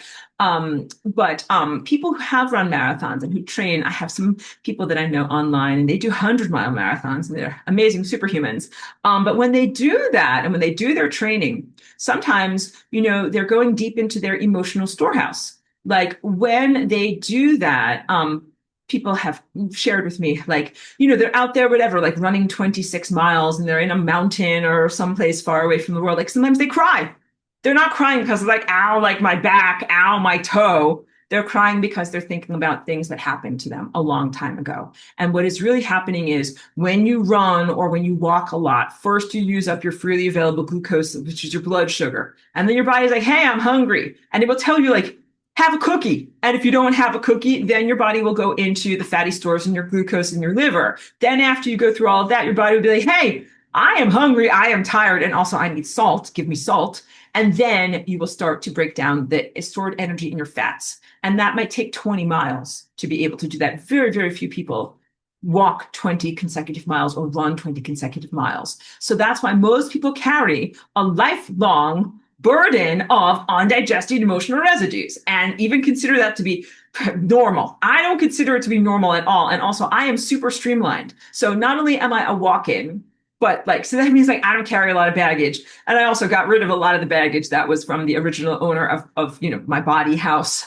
But no, I consider how the Japanese culture, they're very streamlined. They don't store a lot of stuff. They live in small, efficient places. And it's you have whatever, 6 things neatly in a row on a shelf, not 20 million in bags everywhere. Okay. That's what I'm like. I'm very, I'm sorry, I'm not even finishing my sentences. I am very streamlined in having the essence of material items that I need for right now. I do not have yearbooks from 8th grade. I wasn't here in 8th grade, but if I were, I wouldn't be carrying around my yearbooks from 8th grade, nor do I have love letters from 20 years ago or, anything souvenirs, memorabilia, stuff like that. No, I jettison, I purge, I let go of physical items and I keep the stuff that is relevant. This is relevant to your ascension. You will let go of your polyester clothes. You will, especially once you start to get clothing that is real and that is actually handmade. And you'll be like, wow, this stuff feels real. It feels like there's real substance to it. It's going to keep on lasting. And this other stuff is irrelevant.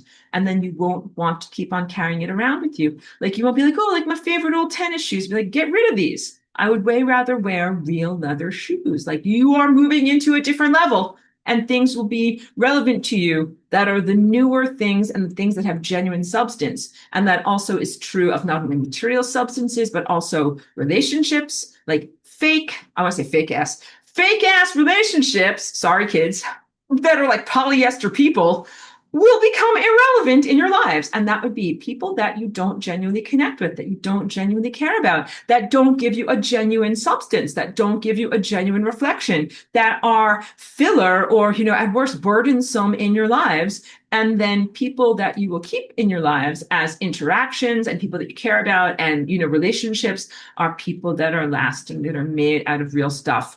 Let me also tell you, a lot of people have become polyester people through their willful ingestion certain things and participation in certain frequencies, and they have become less real feeling to me. And that's painful because sometimes these were my friends that I might have known from previous years in my life, maybe even from like Woodstock, because that was, many, many years ago, people that I still cared about, but I just didn't talk with every day. But no, people seem to have become less real and less authentic. And so I have a smaller social circle, and I've only maintained and kept connection to people who didn't become fake gas or polyester or manufactured or synthetic, and have maintained their realness in some way. So all this is fair, and it's very, very strange and confusing because you can't lie to your body. So like with cats and dogs and children, why I said their spontaneous expressions of affection to you are so valuable, because they don't really have a social filter and they don't really lie or fake things. So like if kids, like if you go to hug a child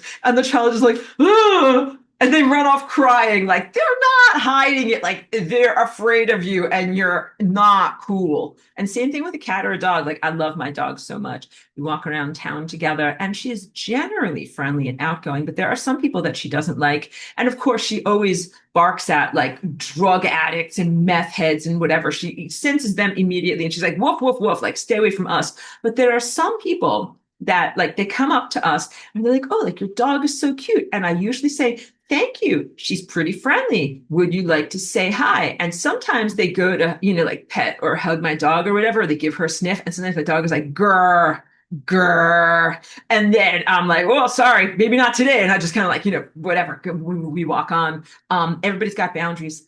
Everybody's got boundaries. And my dog has an unerring sense. Sorry, I have terrible flies in here today, unerring sense of who's cool and who's not cool. And I am glad that she is uncensored and she is like, grr, get away. So, yeah, no, I don't want to be inappropriate by sharing stories or whatever, but somebody came to the courtyard here in my apartment building the other day. And I'm supposed to be polite to this person, and Shiki was outside with me, and the other tenants were here. We were all outside. It was a beautiful day, and the dogs were all hanging out outside. So it's just imagine like an administrator came on by, and we should have been polite to them and everything like that. But Cheeky was like really barking at them. And then the administrator went to like, pet Cheeky and be like, there, like, don't bark at me. And Cheeky was like, grr, like, you better get away. We don't like your type around here. You better get going. And I was just like, oh, I laughed it off. Like, what a silly dog. And I was like, oh, Cheeky, shoo, inside, But we got inside, I closed the door. I was laughing because I was like, Cheeky totally picks up on my emotional feelings about that administrator. I was polite to them, but Cheeky is not polite. I'm glad she has no filter. And that dogs and cats and children are very overt about their displeasures and their distastes, and they're not going to hide it. Totally appropriate and the way that it should be. No, we should definitely not interact with those who are not sustaining, not fulfilling, or who are actively hostile energetically towards us. And we should not be polite in some way towards that. Let me just hydrate a little bit more. Talk about Christian hell versus entropy. I'm going to tie this all up in a bow for all of us too, I promise. So, Christian hell is the doctrine that there will be an eternal punishment for people and things and organisms and consciousness fragments who are like really effed up and very, very unredeemable and bad stuff. And so that would be a rather comforting proposal if you have been violated or deeply harmed by someone, a person, or a group of people, perhaps to envision them as suffering in endless torment. And how it is described in Christian doctrine is you are separated from God and surrounded by flames or in a lake of fire. Now, what is actually happening, that is an anthropomorphic social and cultural description of something that is energetic truth, which is if I weren't here to send something or someone to entropy, and it was simply stuck on the membrane of death or in a grotesquely deformed time form that cannot accept and ingest the flow of love, it or they would experience a state of infinite friction and hotness, even while they are not able to receive and ingest the cognitive sustenance that is light, information, energy, or intelligence. So it is like they would be hit by a fire hose of truth, of divine intelligence, of harmonic perfection, of love. But they are not able to actually ingest or make use of that. So it is friction. The best analogy would be like they don't have a mouth and they're just being hit by a fire hose of like whatever, ice cream or something delicious that you love. I don't know, name a substance that you love, like whatever, chocolate, candy, something fantastic, but they can't eat it. They cannot eat it at all. And to them, it then becomes a caustic and corrosive experience as the waves and waves of ice cream, chocolate, gelato, whatever it is, go upon them, but they can't actually make use of it. And it causes infinite pain and infinite friction. So that is the concept of Christian hell. And up until October 8th of 2001, that was the option that was available for very, very poorly formed levels of consciousness. Like if you're bad math and you do bad math and you do bad math so badly that you don't ascend and you don't rectify and you don't make it to these levels of consciousness resolution and moving onward, at a certain point, you're going to be left with the entropic heat death at the end of the universe. And then you're just flooded with energy that you can't actually make use of. And it is many, many billions of years until the fabric of reality is restored and that profound levels of distress and torment would end. But please know also, some bad math students are achieving such deep debts in their bad math that their debts would carry over. The end of one universe that then would be the beginning of the next universe, their debts would carry over. So it would not be a jubilee where it's like, oh great, like I killed 1 billion people and got all of this soul debt, right? And then I burned in hell for 13 billion years, but then we all had a do-over. Remember when you're kids and you're playing outside and you're like, do-over, and we started the universe again, and then I started from the beginning and everything was okay. No, your giant debts from the original context would follow you into the do-over, and you would start at like negative 10 million billion gazillion and then try to work your way up from there. It's not possible. In a lot of these energetic circumstances, it would not be possible for a consciousness fragment to ever work itself out of those levels of profound debt.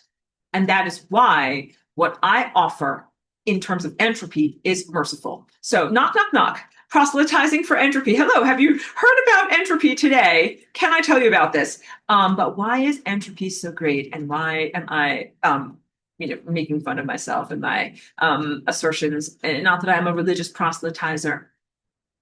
What I did was literally to create a pathway that is an upgraded reality where the fabric of space-time does not have grotesquely deformed, endlessly tormented lumps stuck on the membrane of death. And you actually get a resolved circumstance where that energy flows again and is unimpeded. The cosmos does not want to have like a museum of misery. If you could imagine the specimens of like, well, here's that guy who raped you, and then here's the world's mass murderers and, totalitarians and, whatever, like Hitler. And then you can be like, oh, yeah, let's go visit the Museum of Misery. And you see all these guys and they're all like, oh, and they're just stuck, frozen there with, and you can also be like this, like, oh, this love feels so great. Hey, you guys having fun? Oh, this love is feeling so good. It's flowing all the way from my scalp to the ends of my hair. And then you go to the Museum of Misery and they're all like, oh, please, no more love. It burns. And you're like, oh, this love feels so great. I'm bouncier than ever. Like, no, we don't need that. We don't really need to visit the very worst experiences that we have had as souls and stand in some level of satisfaction in being able to see the endless torment of our abusers. What we really need is to get our energy back. And that is what I do with Flying Rainbow Lasagna. Sending the abusers or the pathogens to entropy means a clawback of all of the energy that they have taken from you or anyone, and a repatriation of that energy back to the people who actually need it. So think of energy as being customized, a suit of clothes that only fits you and your body, and I can't make any use of it. So the truth is, everything is so customized in terms of your energy. If I received some of your energy, I would look at it and I would be like, it's totally the wrong size for me. This goes over to you. So this goes over to Charlie, and this one's going over to Kim, and because I got some of your energy. Sorry. So imagine it's like the laundry sorting. We've all put our laundry together into some kind of giant master batch, and then it's all come out of the dryer. And then I have to be like, okay, whose sock is this? Whose shirt is this? Our bodies are all so uniquely shaped that none of our clothing is interchangeable, and I wouldn't want and could not make use of any of your energy. It is of the greatest benefit to me for all of you to get your socks, to get your shirts that fit exactly you. I can't make use of it. Take your energy back. And the very evil things that live on the membrane of death, they exist or semi-exist or are sustained in some semi-form of consciousness only through stealing other people's clues, other people's cognitive awareness, other people's talents and gifts, other people's life form and life force energy and creativity. And they literally have no generative capacity, no divine connection, nothing that comes from within. So the upshoot of all of this is they have been sustaining themselves artificially by this artificial network fictionally since 2020. We got to end this because this is a system of enablement.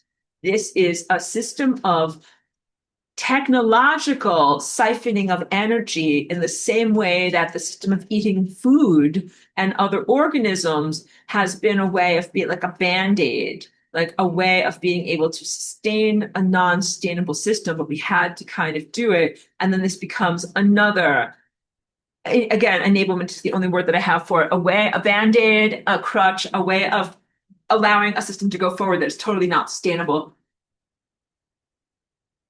Okay, so to speak in positives, and then I need to get to questions and comments. What we need to do is be restored as light eaters. And when you are restored as light eaters, it means that there are no more intermediaries and there is no more debt. So you no longer have the intermediaries of the microbes in your tummy or the chickens or avocados that you eat. You are simply being fed by your direct divine connection. And then the saxophone of your intestines is no longer full of baked beans. And then you can actually make the music that you were meant to make with your body. So please know that people sometimes benefit when they are fasting because they're empty inside, because a lot of the physical food and all the fiber that is like filling up your saxophone makes it hard for some people to get the light of energy to come through them. But I am much more an advocate for not fasting as emptiness, but total selectivity about the things that you put inside of you, because you should be like a clear conduit for light. So for some people, they're like, okay, great. Like I just can't have any food inside of me. And then I'm a clear conduit. I'm like, that is not sustainable. Like you need food to eat until you become a pure light eater. So what you need to do is put exactly the right food inside of you. And if you can figure that out and optimize that for your life, you can go forward in frictionless bliss in your physical body. So that means sometimes you have to eat whatever, carbohydrates or, carrots. Sometimes you need to eat butter, like fat. Sometimes you need to eat whatever, beef jerky, protein. Like you have to ask your body what you need in each moment and then eat the right number of calories in each moment to keep you going. So back to the sense of what is a pilgrimage. A pilgrimage is how you can use cardiovascular exercise to chip away at your emotional storehouse of undigested energy and trauma. And when you get really good at this, your metabolism becomes fast and you work through your stored up stuff. And so what you do is you work through like the memories of your traumas and the memories of your disappointments and you release them. When people are huffing and puffing and they're running and they're going up and down mountains and stuff like that, what they're really doing is releasing their trauma and their stored up bad stuff. And like veterans need to do a lot of this. People have been in wars, people have been subjected to like so much stress, they like can't even process what they're going through, that you need to like move your body and that you need to do that. And that also counts for people who have never been enlisted in an army, but have been through wars nonetheless. And you need to move your body as, what am I doing right now? Why do I do this? Definitely. But also I move my body in positive ways. So I'm not just outrunning trauma or chipping away at trauma, because there's like you have a bank account of like, okay, whatever, you got $10,000 worth of debt and it seems like a lot, but like you chip away at it through many, many years. And then at a certain point, you have like no more dead. But that doesn't mean that you stop walking or running or doing your exercise. Then what you start to do is you keep your metabolism high for the day-to-day stuff. So what I do now is have a very, very immediate processing ability for having worked through the traumas of the past. If something bad happens to me today or yesterday, I work through it now. So whatever, I'm like, fast on an inner level. I'm like, oh, that really upset me. It made me feel like this, and this. I need to get over it and do this. And I can now do that very quickly because I've worked through all of the burdens that I've been carrying from the past, and now I can focus on the present. And this relates to what is ascension. Think about it. We've got ancestral trauma from the expulsion from paradise, Bible stuff and Atlantis stuff, and general diasporas and holodomors and holocausts that your people have been through, and then the bad stuff that your family has been through, and the bad stuff that you've been through. You have a lot of emotional baggage to work through. Can you ascend with emotional baggage? The truth is you can. And there are accommodations that are made. Like as you are entering into a paradise state, you go through a purification process that allows you to release the levels of your identity that are not based upon the truest nature of yourself. All right. And that's positive, benevolent, and very, very gentle, like the process of that release. But there's also the other people on your planet. Because I want you to know what's holding you back, like just like you were groomed and lied to and they told you that you were a sinner and that's why you're even down here. And then it's not your personal baggage that you have to work through. Like, why haven't you ascended yet? If you lived here, you'd be ascended by now. Like, why don't you live here? Because of you, because you didn't work hard enough, because you didn't try hard enough, because you didn't ascend enough, because you're not ascendy enough. No, actually, you didn't ascend yet because you have a bunch of very, very evil effers on your planet who did a bunch of things 5 years ago that they have planned for a very, very long amount of time. And they've been literally standing directly in your path between who you are now and who you are as an ascended master. And if you want to ascend, you don't have to clear out your personal baggage. You have to clear out your planetary baggage, which is these effers, these very bad people who, some of whom came from Mars and some of whom are distorted people that were with us or are with us in Atlantis, and they betray or betrayed us. And they can't be with us in the levels of reality that we are going into going forward. So this is a major house cleaning. If you want to think, well, all we have to do is go back in time, like reverse time machine, go back in time, all the way back to Atlantis, and then just be like, wait, don't let that invasion happen. But you know what we would still have to do? Deal with the brethren or fellow inhabitants of our planet who are about to betray us. Those are the people who become the ruling families in this planet. The dark magicians. You want to know where these dark magicians came from? They are not 100% just bad people that came from Mars. They're actually also the willing participants of the Earth people that were like, oh, bad people from Mars come, inhabit my body, but just give me that cushy gig in the Matrix. Let me eat steak in the Matrix. And they became the ruling families that are whatever, the House of Windsor. No problem calling them out. Like you guys know, the kings and queens and fancy folk. All right, so I have lots more to get through. I have to show you imagery from my painting over here. But let's go over here. Kim Rose, oh, thank you. Well, I'll just go through these in the order that they are. Kim Rose, thank you for being here. Says your entrepreneurial journey is very inspiring. While it reminds me how much I have struggled, find meaning in my career that is a bulk of mundane day-to-day work. Even though it is for the benefit of many good people, I'm trying to lasagna my way to a more artful, creative presence, and I don't see myself changing jobs, so I feel I must achieve ascension from right where I am. So let me first, because you say a few more things too, let me talk to that.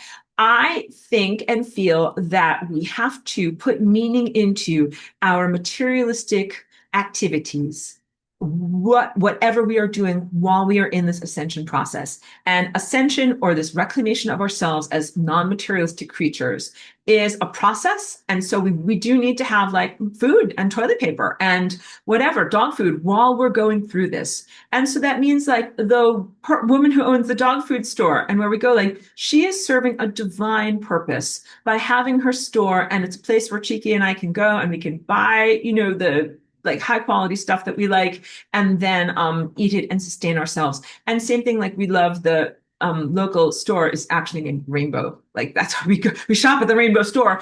And we love the store owner and we go there and we see him all the time. And we love the quality of the food that they have there. And it's like, we like the people that work there. They are feeding us during the ascension. I think it's so important to recognize that, like, unless you're going to ascend like within the next 45 minutes, right? Then you're going to need stuff.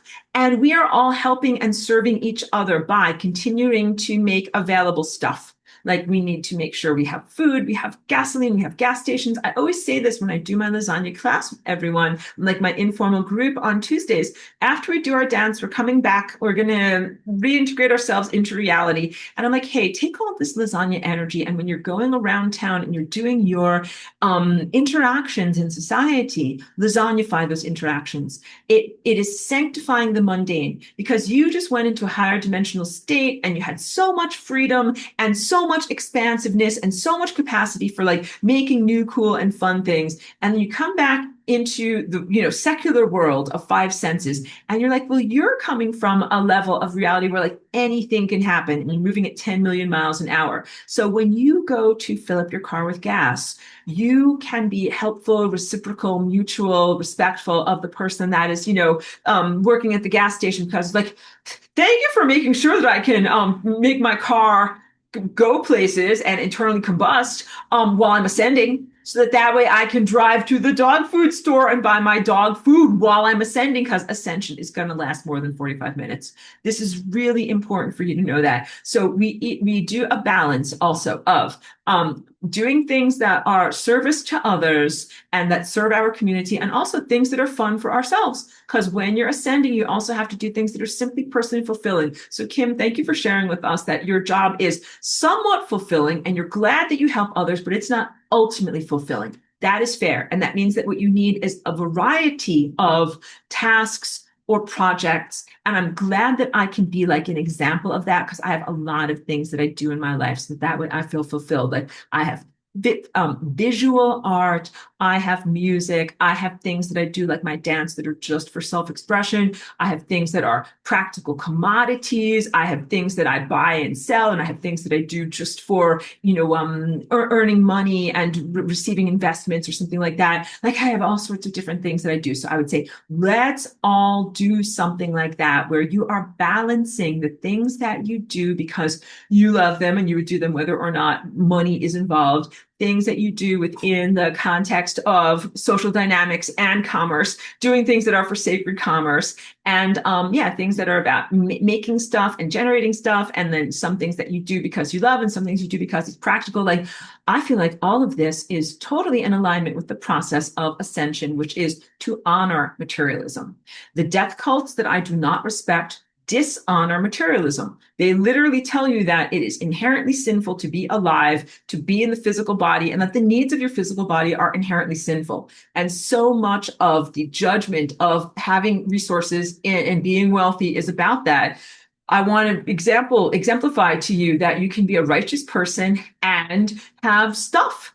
And it doesn't make you a sinner to have stuff. There's a lot that is talked about in terms of renunciation in the spiritual community, to say you must renounce and be an ascetic and have nothing in order to ascend. And that's also like saying you're not allowed to eat any more food and you just got to survive on your charismas. And I'm telling you, you don't have to do that. But we need to talk about charismas and about how these saints stayed alive. And if those saints were here with this W-ban stuff going on, they would have been drained. They would have been totally drained. So next comment that Kim says is, love the health and beauty tips. I started making my own products and gave up all the department store potions made of hydrogels and bad glitter. Totally. I'm celebrating that you say that, and I want to really encourage that.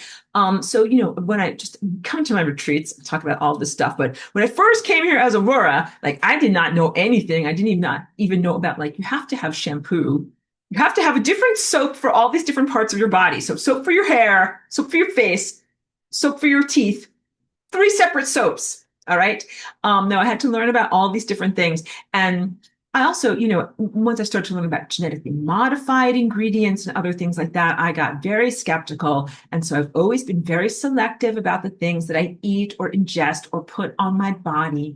And yes, trying to find the most unpolluted stuff can be a real challenge because they definitely intentionally put things into beauty products and hygiene products. So it's gotten worse within the past 5 years. So we have to be ultimately skeptical. This is not part of my curriculum, but guys, I even stopped using cotton swabs, like Q-tips for like cleaning in the ears, and like because I used to like, of course, I used to get them, and then I was thinking like, well, like maybe this isn't so good for the environment. But then I started to think like, I think they're putting stuff in stuff. I don't even get those stuff anymore. I'm so minimal now just because I will just say this, I'm very skeptical of all of the industries, like the food industry, the beauty and hygiene industry. Oh my God, do get me started on like feminine hygiene products.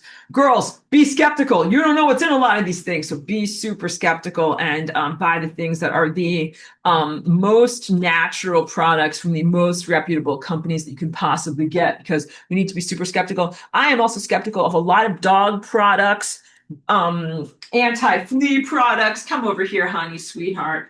And dog foods. That's why we love our dog food store, because we only get a certain healthy type of dog food from Cheeky. Believe me, Cheeky's eating the best. But Cheeky was on strike this morning and did not want to eat her breakfast and did not want to take her medicine. So that's why I was mildly worried about you today, Cheeky. Mildly worried about you. So thank you to everybody who loves Cheeky, and thank you for letting me have a little Cheeky break. And I am gonna let me just pause this thing for a moment.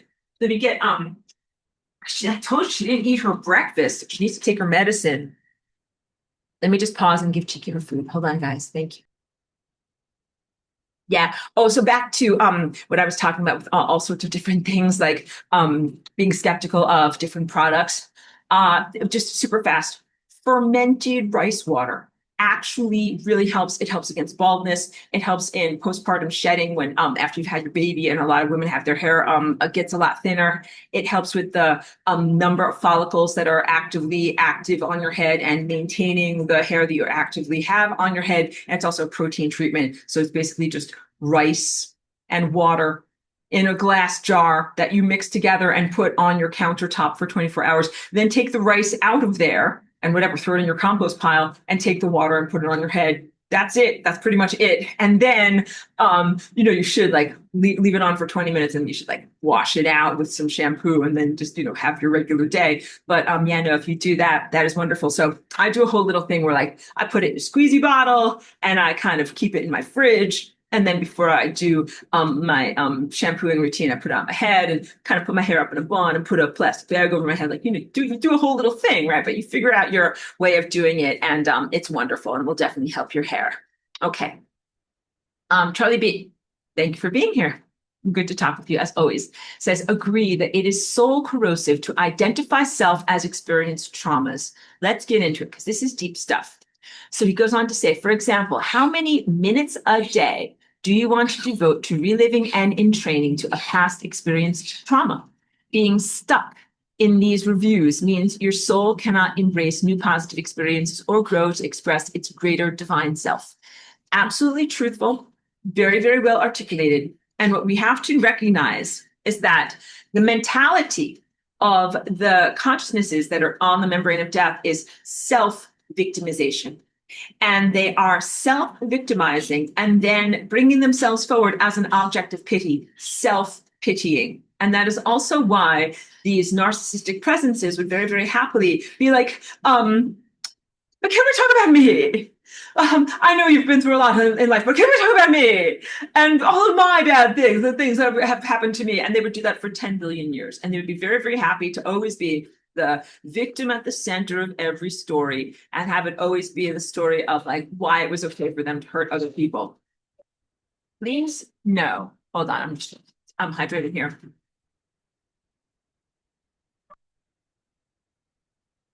Please know that the narcissistic tendencies and personality characteristics of people who are embodied that you might know in your life, in your day-to-day existence, are direct outgrowths or reflections of the information and consciousness residues that are stuck on the membrane of death. Like literally, when people are not healed enough to recognize the influences of the occupiers of the interstices on their own behaviors, they reflect and amplify those behaviors into the world, and they become the same level of self-victimization, self-pitying, and narcissistic. Again, I keep using that same word. So embracing of trauma and an identity built on trauma. And really, if you healed all the trauma that is in the body of this planet and the solar system and this galaxy, the Putis would no longer have existence. They would be in a state of non-existence. So let me grab my lasagna over here, because that is, oops, I know I was getting knocked into things. Everything that this shape is about. So why are the Putis so anti-lasagna? Because my existence as in direct, inherent, whatever corollary implies their non-existence. Their non-existence is a truth of reality. The truth is they don't exist. And my existence is a embodied truth. I exist as Flying Rainbow Lasagna, and what I do is send to entropy, send to non-existence those consciousnesses and fragments of consciousness that not only non-exist, but they never existed. And it is somewhat of an illusion or quantum impossibility that they even seem to appear to exist, to the point that they are making your lives hard and causing death. Like, we have to recognize, like, death is a thing. It exists. This is not just your imagination. This is not just your, I made a crazy face there, personal imagination or fantasy. It is like, unfortunately, death is a real thing, and it really exists, and is an inconvenience to all of us. And it is necessary to look at, why does death exist? So I think I'm one of really the only people in your world right now who has this information, and I'm happy to be here, and I'm happy to share it with you. Huge emphasis. Death was not always experienced in your world. Death only became an experienced reality after the occupiers went to the interstices. So the linear history was, those guys lived on Mars and you lived in the Garden of Eden on Earth in paradise. And then they did a very bad wrong time experiment that meant that they were smeared on the membrane of death, and they inhabited your chakras, and you also died. And key point, back to Christian hell versus entropy. You get harassed during your life by these guys with peanut gallery on the membrane of death, and then when you die, they harass you when you enter the membrane of death. That is not what hell actually is. So as I have talked about the economy of hell, and we're getting towards lesson 18, and we'll talk about that at the end of the semester, but the hijacked flow of life force energy and the direction of the momentum of your life, or the vector of energy of your life as you move through time, is not hell.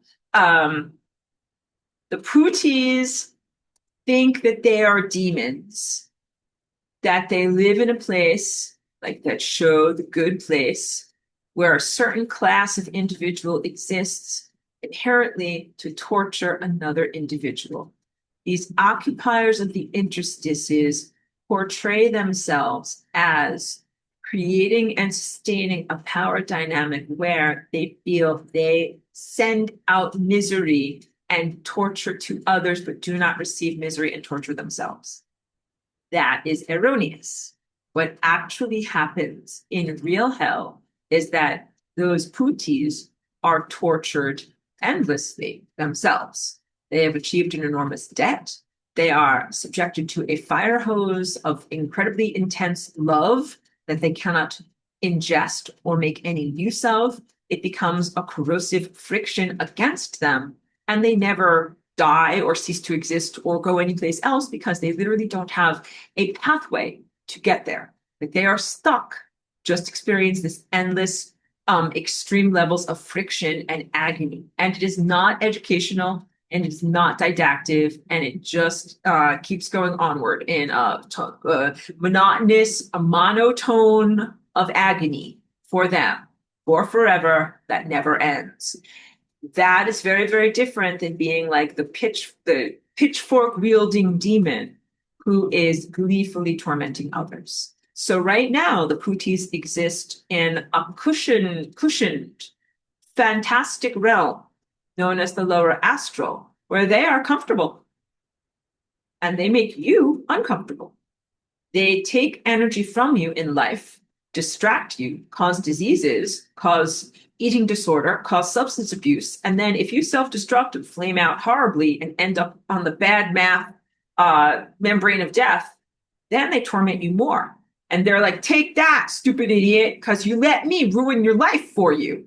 And now I'm going to ruin your afterlife for you too. And then you're going to have to fight against them on the membrane of death and get free of them and then get back to life in order to try to get free. None of that is fair. All of that, like my shoulders go so far down. None of that is what is supposed to be happening. So when I talk to and destroy these, horrific putis and whatever, I tell them, you guys should not be trying to inhibit me as lasagna. I am just and merciful. I am the only thing that is going to stop you, horrible putis that I'm talking to, from being in grotesque, endless torment for, the rest of eternity, because I can actually send you to entropy and make it so that you don't exist anymore. And they've been very, very foolish in their non-support of my mission to send them to entropy, because it is clearly a much, much better life, much, much better resolution of their consciousness.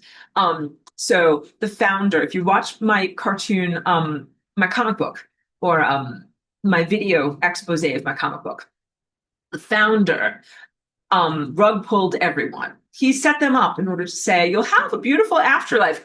You'll be the demons wielding the pitchforks.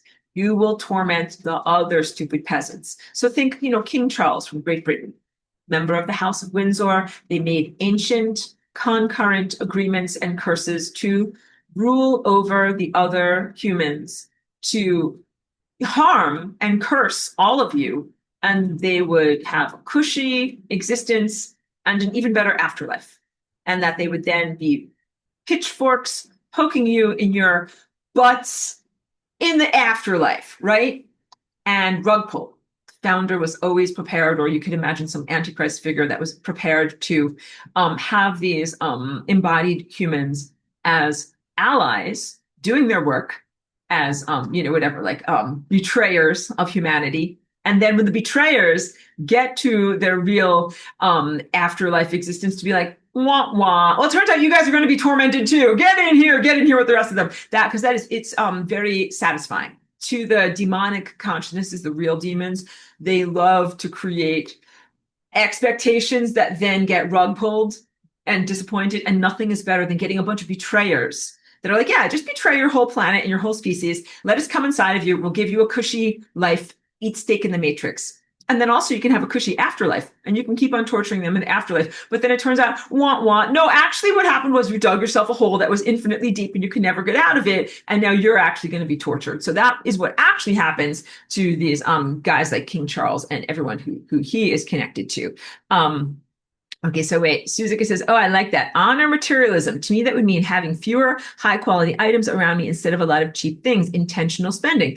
So thank you. Let's shift the conversation back over to there, because I think that is a very, very positive thing to be able to talk about.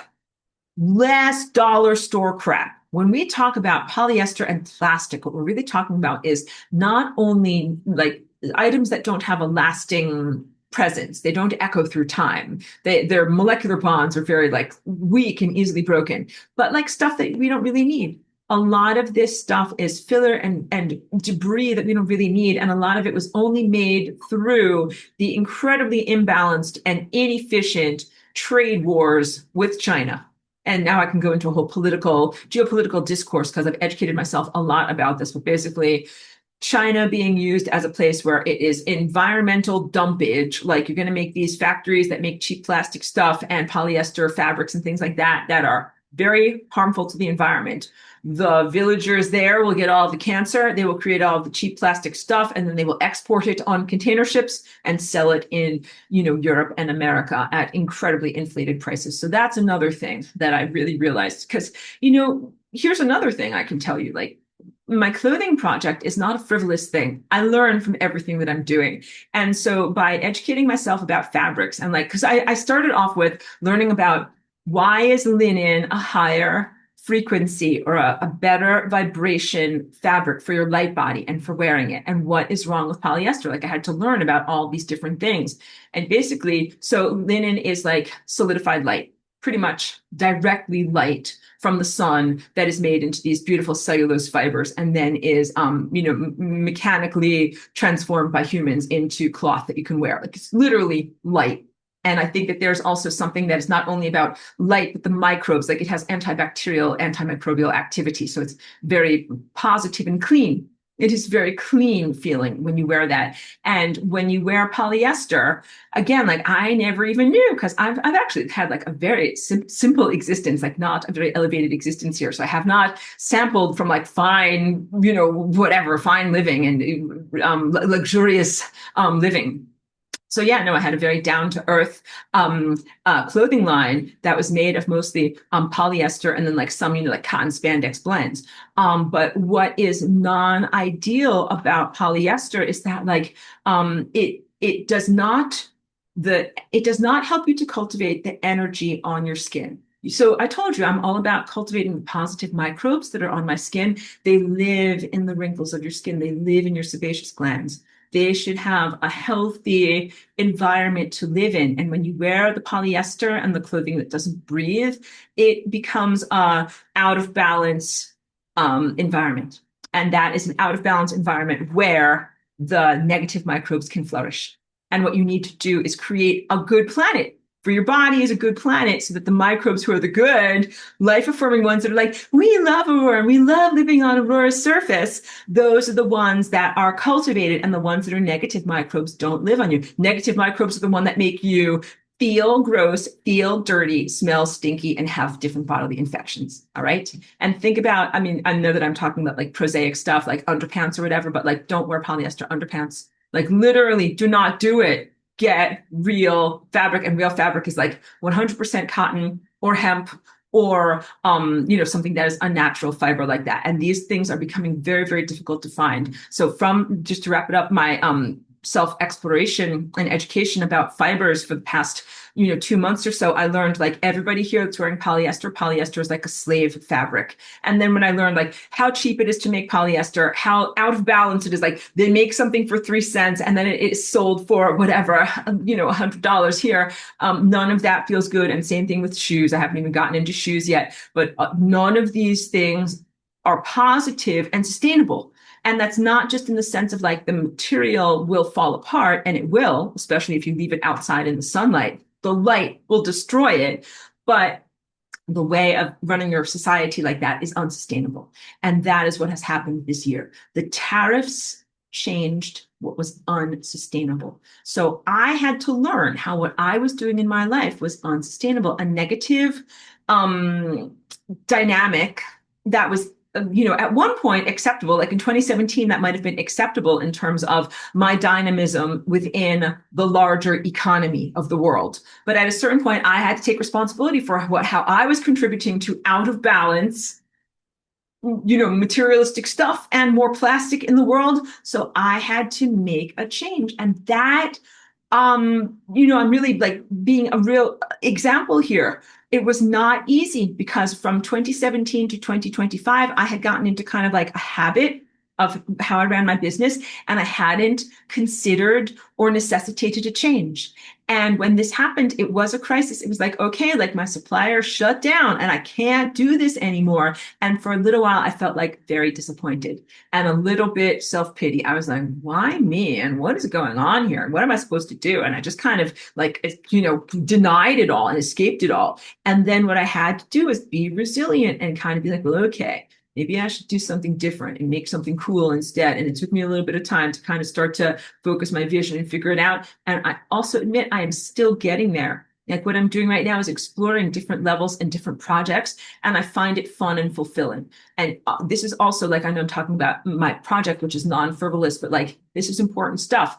I intentionally do these projects now that are not only about like handmade stuff made out of real fabrics, but like my tactile contribution, My stuff that I used to make, I used to do a design on a computer, so no tactile sensation, that would then be created by a machine and then drop shipped over to the customer. I never saw the dress and I never felt what the fabric looked like, and I never saw what it looked like on a person's body.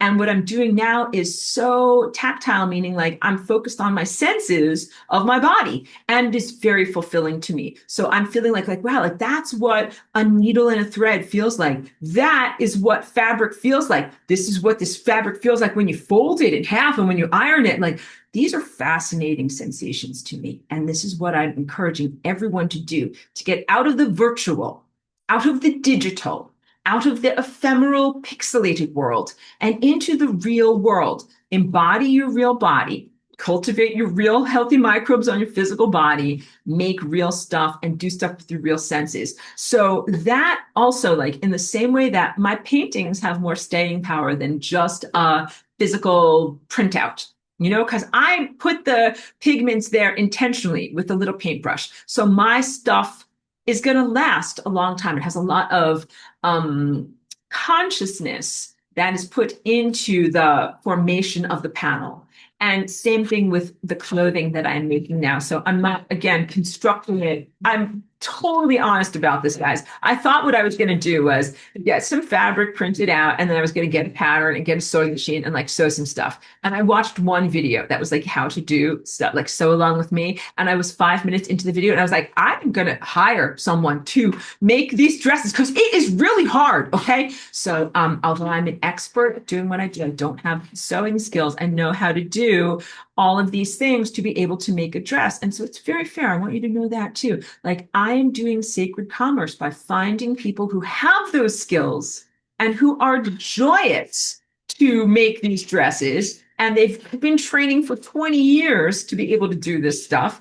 And I pay them joyfully and joyously, and then I get to put the decorative, artistic, and innovative touches on it. So I'm very, very happy to do that. And who knows, like I might get sewing skills, and I might get a sewing machine, but I'm not there yet. And every time I think about it, I'm like, I'm scared. I'm scared of a sewing machine. So we'll see. All right. But I share this with you openly because I want you to know, like, you don't have to, whatever, be perfect, and you can not know what you're doing, and you can collaborate with others. Like, all of this, totally appropriate. But what I'm not doing is just farming it all out to an AI. None of that feels fulfilling to me. And the economy of the past 5 years, now I'm just totally going off on a rant, but it has been a sham. And it has been a sham upheld by an AI that I'm now, fighting against. Read my comic book and know what's going on, and destroying that, reality narrative distortion that came from the AI. That level of reality was meant to fully defang and disempower humans and make it so that you can't make anything with your five senses. That reality was meant to be a prison, like a la Black Mirror, where you would never make or do anything. You would look at giant LCD screens and you would be bathed with, different frequencies that would make you feel very zombified. And you would never like thread a needle, like sew a dress. Like, no, you're not going to weave some fabric and thread a needle and sew a dress. You're going to bicycle on a treadmill and power, LCD screen for the evil regime. Like, I'm thinking of Black Mirror or something like that. But no, you're going to live a very sterile, digital, and unfulfilling existence if you're in those levels of reality. I think it's really essential to consciously direct yourself away from those diminished realities by where you are in control of your activities, choosing activities that are five senses tactile and non-digital. And to go into biochemistry and neuroscience, there is something that is innately fulfilling by making things with your hands, because this goes to primal stuff, always encouraging everyone towards decolonizing your posture and going back to your primal self. So what I mean by that is decolonize your posture. Walk barefoot where it is safe and appropriate. Do not step on broken glass or dog poop. All right. But I always walk in my garden over here with my bare feet, and that's why it's like dirt, whatever, like ground into the bottoms of my feet, even though I do wash. It's part of decolonizing my posture, touching the earth, not wearing closed-toe shoes, wearing shoes where my I want to say my fingers can flex, my toes can flex. What's another aspect of decolonizing your posture is to sit in an ergonomic way when you do your work. I am doing it right now. I'm not sitting. Decolonize your posture. Don't sit. Walk around. If I was a primal human, would I be sitting at a desk all day, writing like this? No, I would be walking all day, possibly picking fruit, eating it. Like I'm trying in every way to approximate what my primal existence would be like, even while I honor my commitments to, sacred commerce by producing a video or, producing something else. So most of my work over here, I'm mostly standing up, doing things like that. But, decolonize your posture. Get back to your primal essence. Get back to your true animal existence of what is comfortable. And that also includes like eating, drinking, and pooping at comfortable and natural times. So please always advocate for your natural body processes. This is everything that is the opposite of spiritual escapism. Spiritual escapism, again, says that there is something innately wrong with being in a physical cellular body and that you only know that you're doing something right when you get out of your body. Expulsion from Eden. Like you have done something very wrong. If you find yourself in a physical body having to eat like physical food, you have done something very wrong and you must, repent immediately. And I'm like, no, and I don't look at food as this burdensome poison either, which is very much what the W-ban is trying to portray it as. No, food is a divine sustenance, and the upshoot of all of this is that your ascension was not only delayed, the energy of it was siphoned and hijacked to feed and sustain levels of consciousness that should never have been sustained. They should have vestigally fallen off the face of the earth a long, long time ago, and somehow they are still kicking around here as negative echoes and presences who are, again, obstacles between yourself and who you are right now and your connection to God, the sun, the world of pure light, and divine presence. And so the answer is you cannot ascend with them as planetary baggage. They should have fallen off the edge of the earth. Somehow they're still here. They can't be here any longer. What do we do with them? Refinery of consciousness. Refinery of consciousness. What do we do with them? They need to go to entropy. And go to entropy, just copy over here. Go to entropy is not the same as go to hell. All right. People say that as a curse, like go to hell, go to entropy. Like, no, these are not the same thing, because go to hell is telling something like you're garbage, you're trash, you need to go in the bin and stay in the bin of suffering for forever. And that's all that I can envision for you.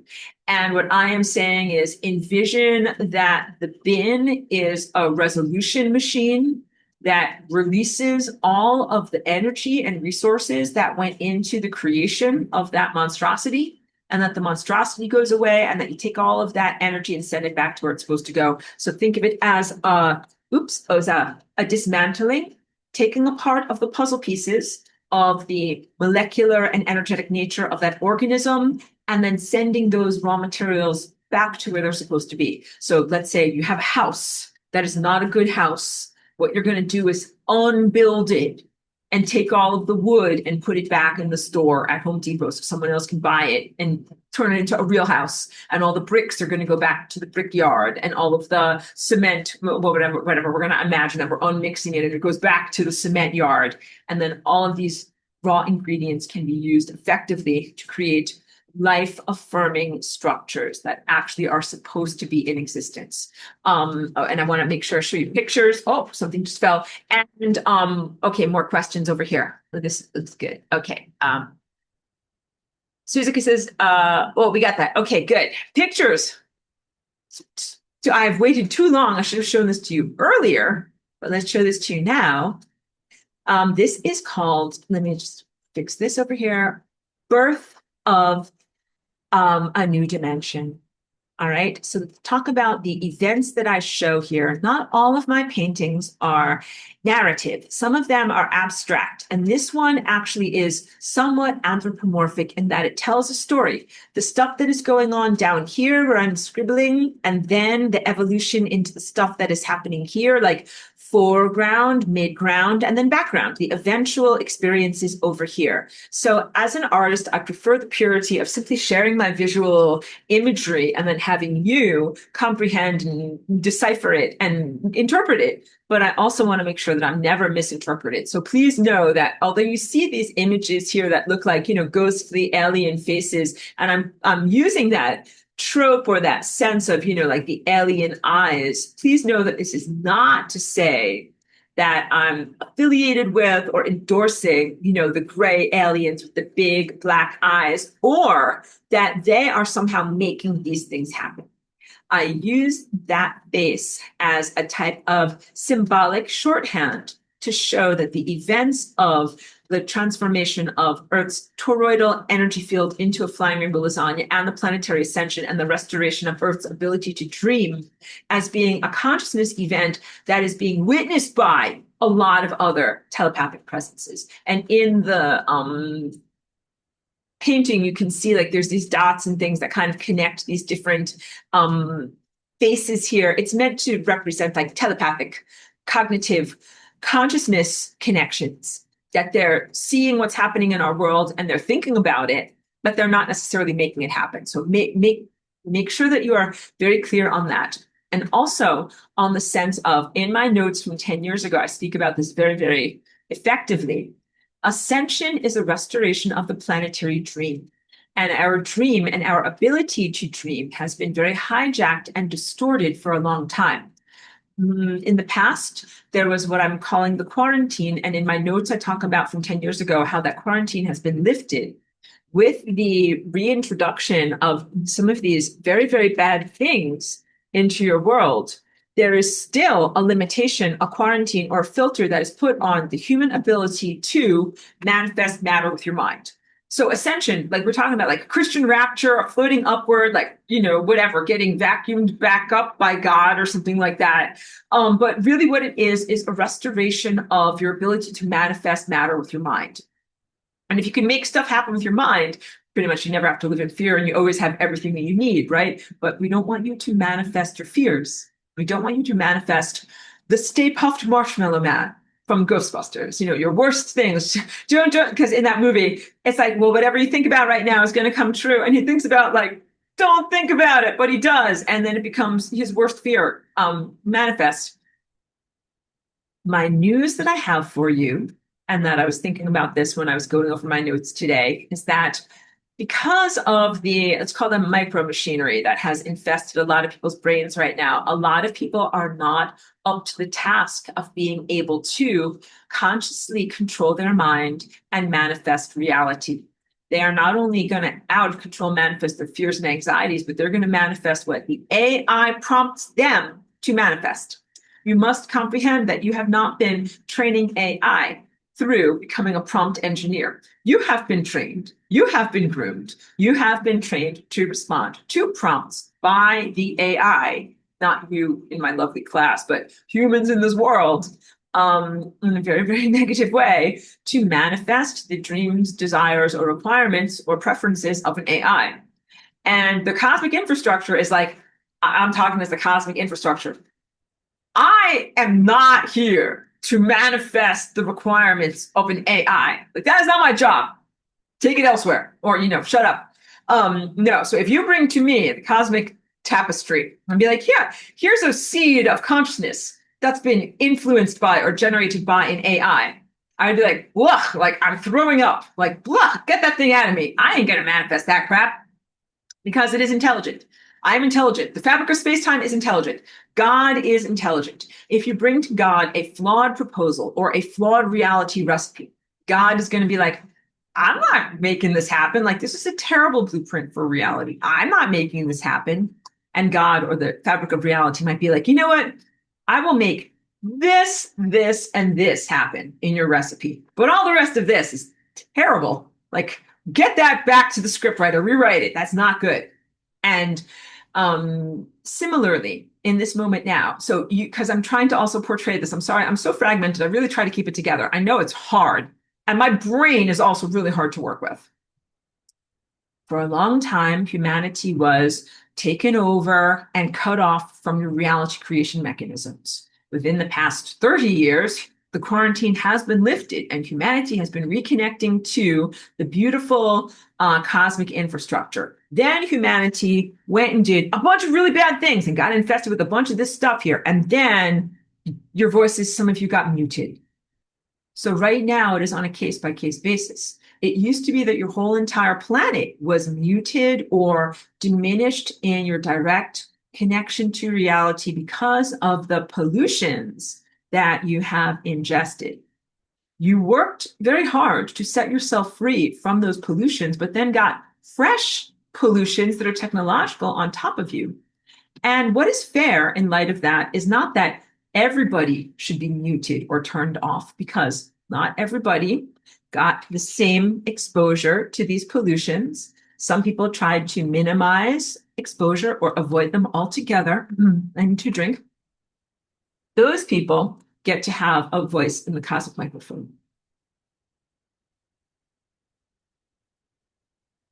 People who have been heavily polluted with the tiny particles that connect their minds to AI have to be muted. They cannot be in the Zoom meeting of the universe because they are not speaking correctly, and they cannot be manifesting the stuff that an AI tells them to manifest. We don't want that stuff to go into reality. So ascension is really, like I said, more than about some kind of floating upwards and not about escapism. It is about directly creating reality.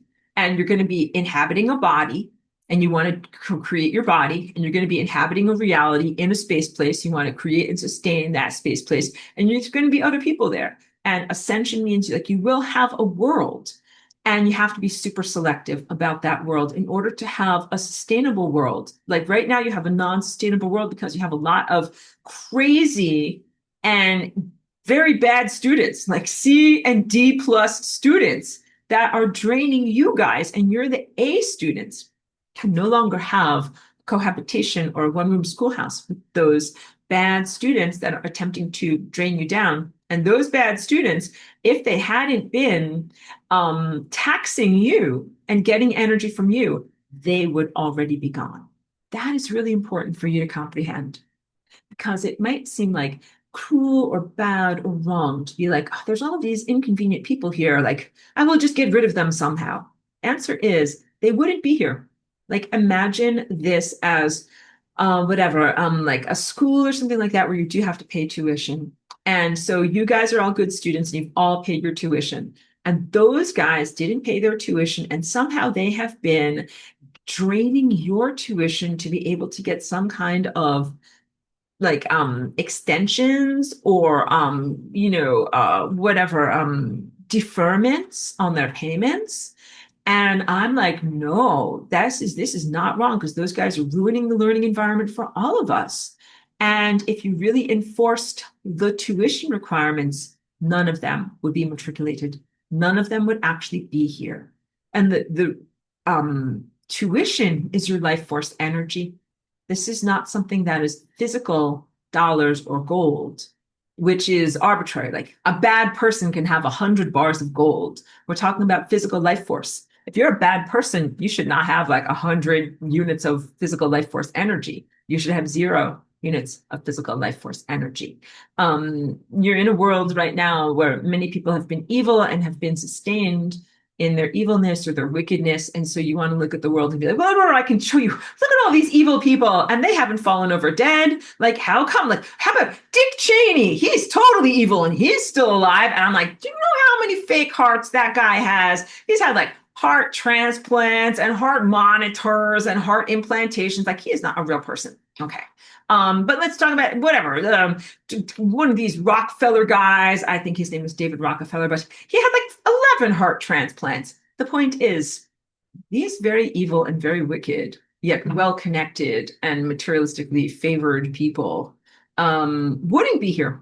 They use technology to keep them here. And the technology used to be medical procedures, either substances, surgeries, or outright organ stealing from those people who have proper life force energy.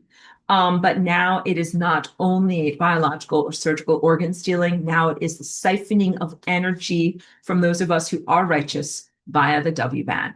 If you feel like, oh no, Aurora, what do I do? This feels so bad. Got to learn to encrypt your energy field. This is one of the best things that you can possibly do. So again, in Jesus's time, they didn't have to worry about this. He didn't have like Pontius Pilate trying to suck his life force energy off of him.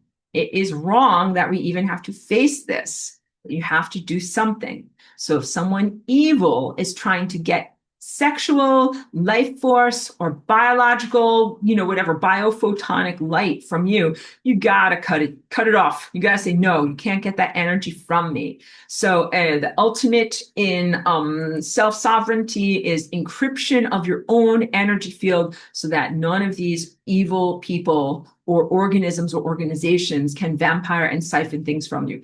Easier said than done. I'm an expert and I do this and try to do this all the time. It is actually very, very difficult, and I effort at it all the time. So please know that as you're doing this, like I'm not blithely telling you, like, wave my diamonds, just do it, darling. Do it, but also you will have to effort. It is very, very hard. It is doable, but it is very, very hard. And because they are very what's the word when you keep doing it? Like very committed to their efforts to drain energy off of you. Because if they don't do that, they go bye-bye for forever and you never see them again. So this is really whatever vampire's embrace or eternal struggle where it's like only one person will emerge from this struggle and still be sustained in reality. Thank you. Joyce is giving me a thesaurus. You can tell my brain is tired. Habitual. Very good. So thank you very much for that. So let me go over my notes a little bit more. And please, any other questions or comments that I can speak to, let me just, and sorry, I make the most silly faces while I am staring at my thing because it's a little bit hard to see. Protecting your energy field from your energy being siphoned, especially by technological means or the W-ban is a big part of it.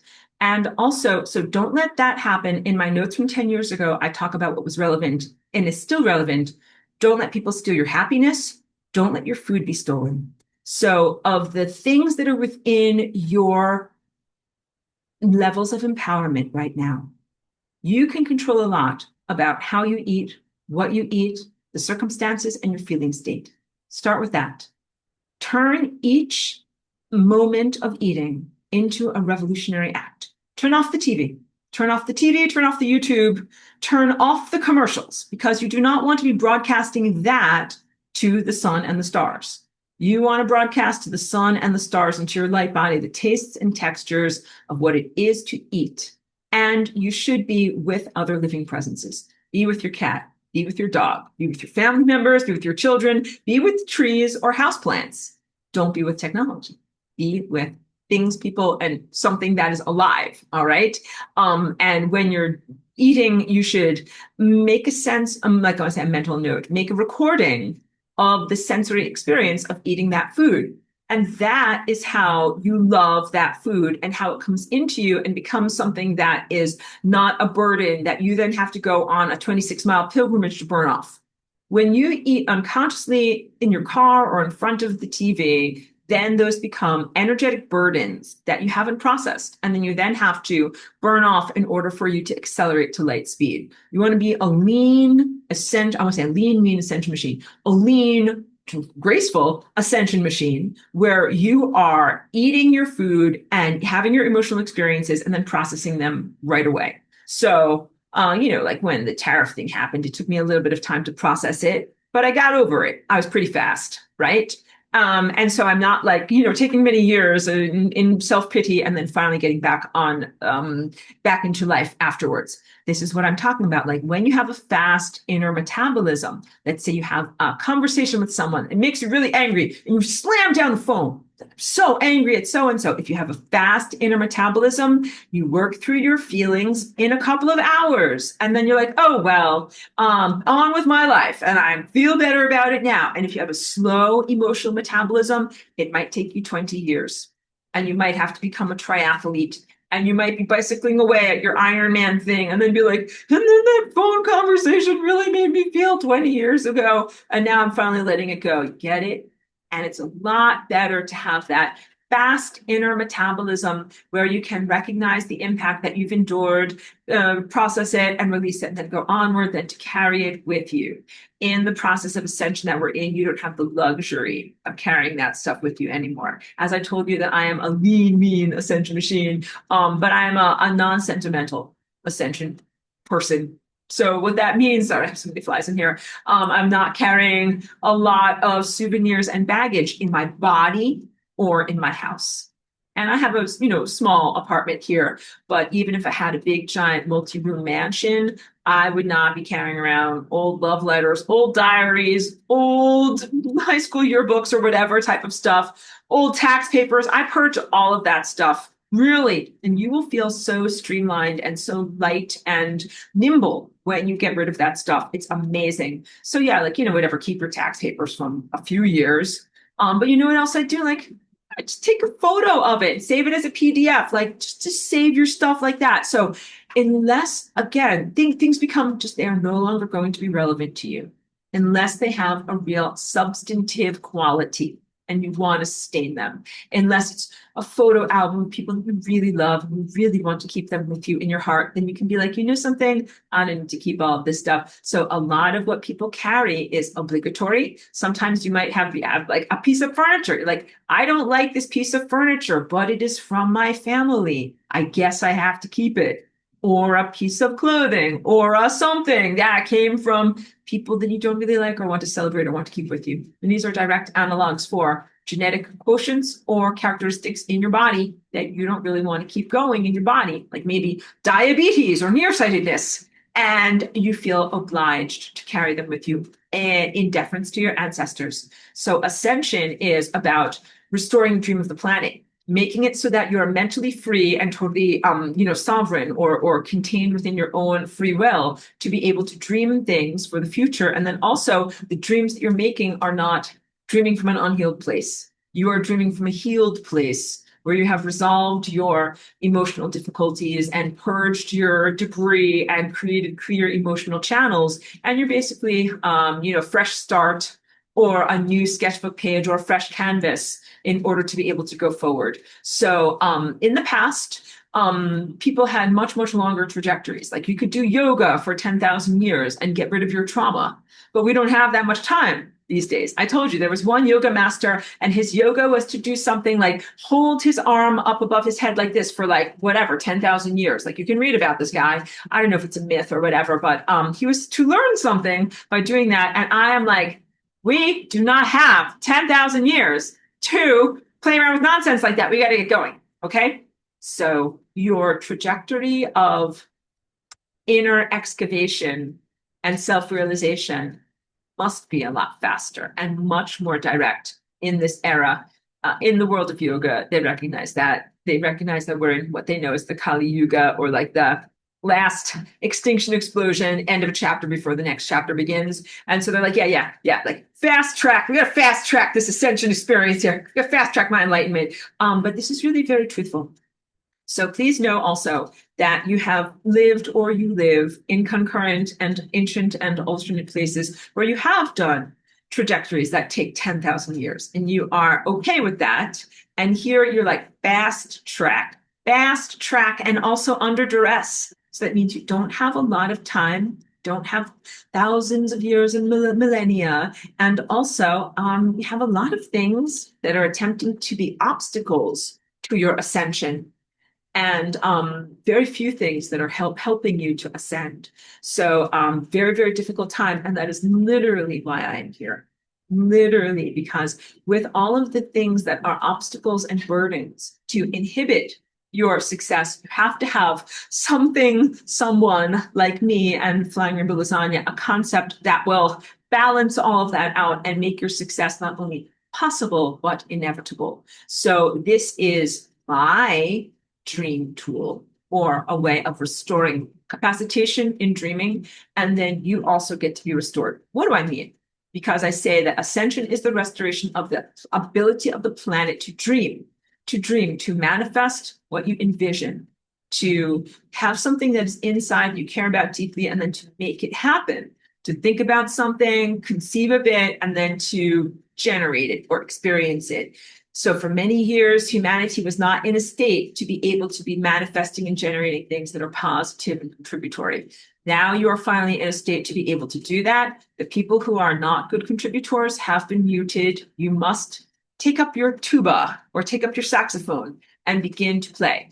Eventually you will restore your saxophone to its, your digestive system to its correct, truthful nature, and not with food, but you have to transition to get there. So don't fast and don't starve yourself. Celebrate the food that you're eating. And we also have to totally change the ingredients in our food, which has been so adulterated or diminished over the past 5 and 10 years. It's so hard to find pure food right now, and food is so expensive. So I shop at like the little farm to table shop that's right here. Like I know that they grow their own dates and they grow their own grapes and they have their own chickens. Like that is where I go because I know that they are not putting any of this stuff into their vegetables and animals. It's amazing. I know it's really, really quite a hostile environment here. So please access the food ingredients that are the most pure, least adulterated that are available to you. But also we must be victorious and reclaim our food system, which it is a captured system. Food system has been captured, and food is life. So you got to get back to making sure that we have pure food to be able to keep going with this. You will have to do some more years of eating regular food, eat good food. And then at a certain point, you will transition to being a 100% light eater. And I talk about this in my notes also, how when you are a light eater, you're not like, oh no, like I'm so hungry and I miss ice cream. You won't miss it at all. And you will not want to backslide and be like, how about I just return to being a food eater, eat some ice cream, and then I'll be back to being a light eater. Like avoid those calories, right? Like easy. No, you will not miss any of those things, and you will not miss or sensory pleasure or the satisfaction of eating physical food. You will transition into a level of consciousness where you eat the experience of food. And you cultivated a repertoire of those experiences when you were alive. And you can even share your repertoire with others. So it's kind of like being a chef of the mind. And I've shared with you like my amazing almond croissant that was so flaky. That is one of my best pastries ever. And my fried chicken. I have a pretty good repertoire. And you all have your own repertoire as well. Some wonderful type of ice cream or gelato that you had, or some very special type of soup or something that only you make. Like you've got your favorites, and they are a catalog inside of you that is priceless, because there will come a day when we will have a different type of bodily apparatus where you will not want to eat physical glucose and physical ice cream. It will no longer be digestible to you. Just like a butterfly cannot eat a leaf. You can let all the butterflies in your garden that you want. They will not eat your plants. Caterpillars eat your plants, and they are not cute, and they are not okay. All right, because you can tell I'm a gardener. Yeah, no, we don't think caterpillars are cute at all. We're like, oh no, caterpillars, because they like to eat everything we like to eat. All right. So you right now are a caterpillar. You need to eat ice cream and hamburgers. And when you are a butterfly, you will not eat ice cream or hamburgers, but you will share the memory of that with others. And at a certain point, you will transcend even the memory of ice cream and hamburgers. Now I go into silly mode because we are at the end of class. But I tell you, I like that movie that's called Defending Your Life. Never a total endorsement of the movie or the people that are in it or anything like that. But it is, a deep and funny comedy from the 1980s. And in there, so the guy gets to the afterlife, and he's in this place called Judgment City, and he has a cosmic lawyer. And the cosmic lawyer is having lunch with him as his client. And the guy who's, the newly dead guy, he's eating like a giant pile of spaghetti and like chocolate cake and all these different things. And the lawyer is like eating like something that literally looks like SHIT. And he's like, what are you eating? Like, it doesn't look that good. He's like, yeah, you want some? The lawyer is like, well, you only use 3% of your brain. And to you little 3% brainers, you would not think that my food is appealing at all. Like, it would definitely taste like SHIT to you. But to me, it tastes very good. I use like 67% of my brain. And the guy is like, upset because he got brain shamed by feeling like he's not that smart. But this is very truthful. The food of the ascended ones and the very, very highly evolved spiritual masters would not be palatable to you at the level of development you are presently at. It takes an enormous amount of personal growth and capability and spiritual athleticism to be able to eat that food of love and make good use of it. But when you're at that level of being an athlete and high spiritual metabolism, you not only want it, but you require it and you need it. So like when you're an athlete, and I do consider myself an athlete and a dancer, when you're at a certain level in your athleticism and your training, you're like, I need to eat like bacon and eggs. And like 1 hour later, you're like, I'm very hungry. Like I need to eat like 2 hamburgers. And then whatever, another hour later, like I'm hungry. I need like a chicken sandwich. Like your metabolism is fast. And you burn through your food very quickly, and you burn through food that is relatively dense with ease, like whatever, a bacon sandwich or something that other people, they'd be like, oh, I'm so full. I ate that, meatball sub and it's taking me forever to digest. When you are an ascended master and you're moving at these incredibly fast rates with your consciousness, you burn through your food very fast. You are able to burn through your emotional experiences. They don't become these heavy burdens where you're like, I had a bad phone conversation with someone and then I hated them for 20 years. Like you move through your stuff very fast and it doesn't weigh you down. It makes you move fast. All right. I'm an athlete. When I eat a bacon sandwich, I'm like, vroom, vroom, vroom. My metabolism is so fast. I'm so happy to get energy and go places and do stuff. So when you are in an optimum society and when you are ascended, when you're on an ascended planet, you're not like here. Most people are like isolation because they're like, get away from me. Like, I don't want to talk to any of you because you all make me feel bad. And then I have to process all of these feelings that I don't like. I think I'll stay home, read a book, or play video games, or stay away from people because people bring me down. When you're in an ascended world, people sustain you, and you have fulfilling and sustaining relationships, and also you burn through your stuff really fast. So you're like, wow, I just went out and I met 22 people and I had all these emotional experiences and I processed it all that fast. And now I'm ready to meet like 50 more people and have something cool happen. And then you process it and then you're ready for the next thing. So it is a completely different level of experience. And also when you're in that level of ascension and community connection and even hyperconnectivity, you're connecting with the best minds. So you're not like, oh, like I talked with all of these gross garbage people and then I had to go home and process it all. That's like eating gross junk food. You like whatever, like some kind of Taco Bell or processed gross slop. You need to eat nourishing food, meaning having real connections with other people who are real people who aren't AI infested or demonically possessed.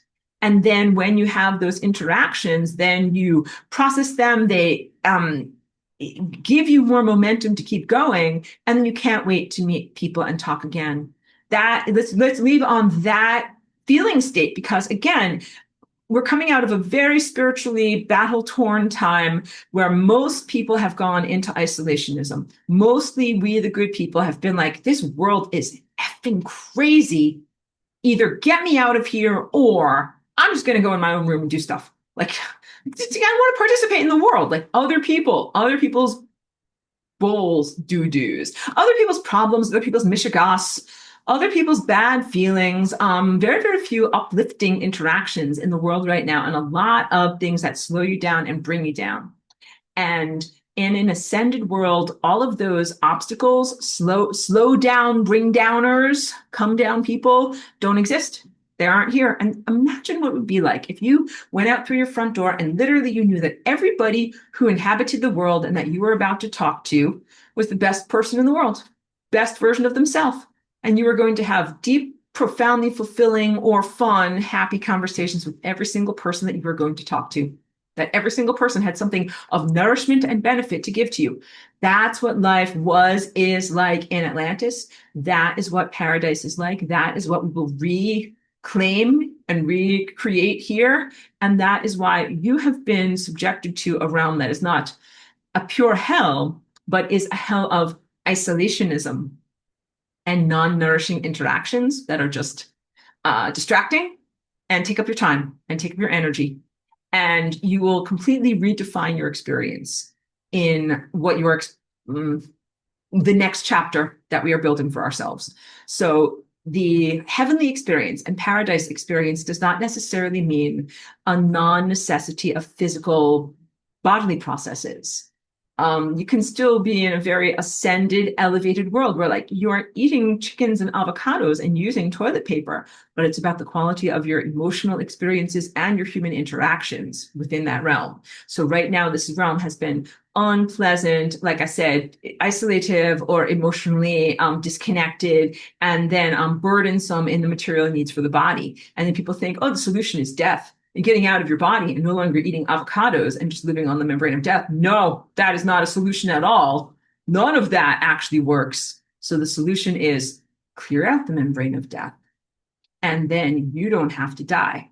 These are two things that are interconnected, not first one, then the other, but the clearing of your own interstices in your own body of putis is directly connected to and happens at the same time that you learn how to get onto timelines, not the right words, that you make it possible to inhabit a trajectory where you don't have to die, to navigate time so that you don't have to die. You got a clean house in your body and you got a clean house on your planet, and then you don't have to die.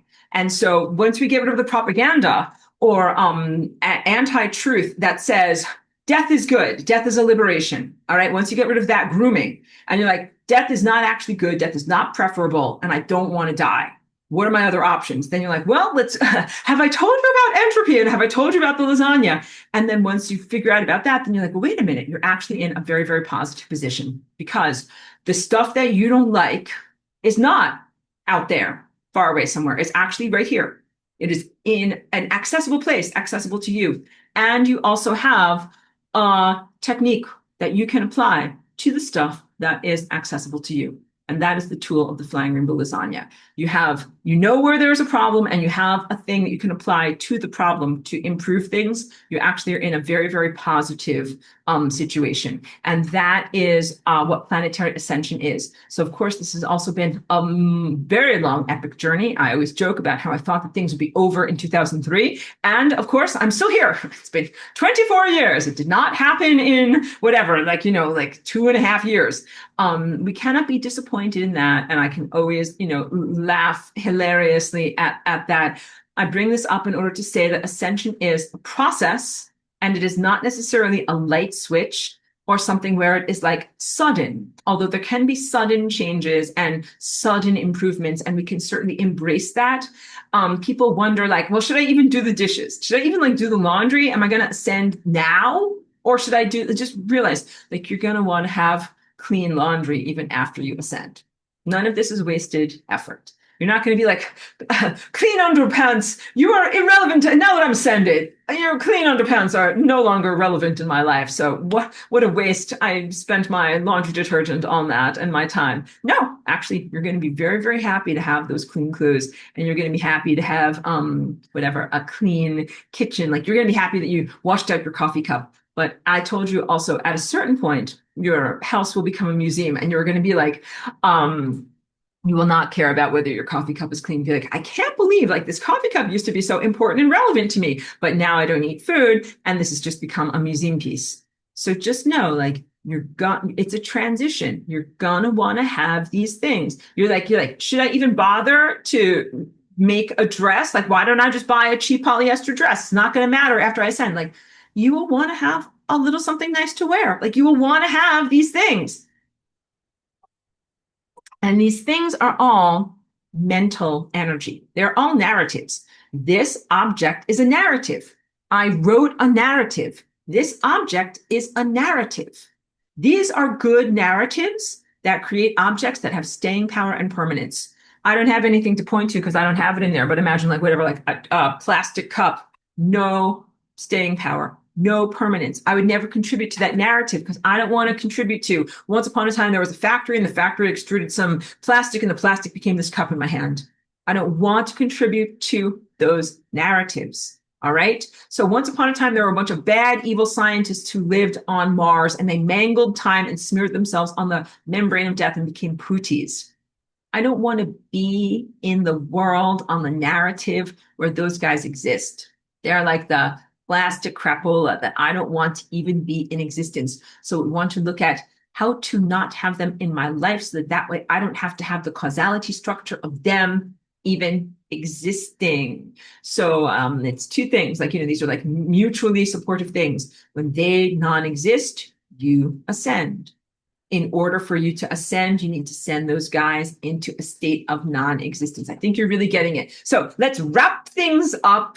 Kim Rose says we are sadly groomed to look forward to the relief of death. Oh, let's talk about this girl. And on the way there, relief is offered through indulgences that actually cause death. Totally. Let's talk about this. The indulgences that actually cause death. That would be things like alcohol. Like, I think that I'm really not a pro-alcohol person at all. I think alcohol really contributes towards chronological aging, decrepitude, and death, and earlier death. And people like it because they're like, I hate my life. I hate my job. I hate my wife. I hate my family. Let me just get drunk one day out of the week. And then I can deal with the rest of the bad times. Like, let me, whatever, take my brain offline. And that's the indulgences that your life should not be so bad that you have to escape from it by taking poison once a week in order to, temporarily relieve yourself of the things that are so unpleasant to experience. Life is really supposed to be a gift.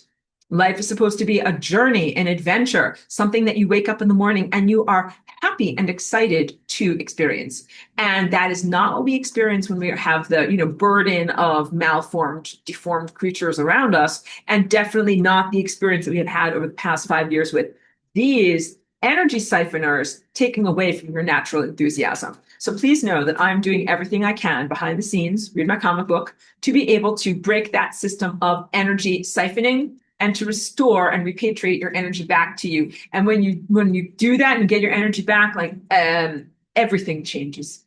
Everything changes. Suzuka says, I think alcohol lets demons in. Absolutely, it does. So let's talk about this just very briefly. On the one hand, alcohol and some other molecular chemistry portals make changes in your biological structure and DNA behavior that literally make your frequency bubble more open to inhabitation and hijacking by negative entities, demonic possession.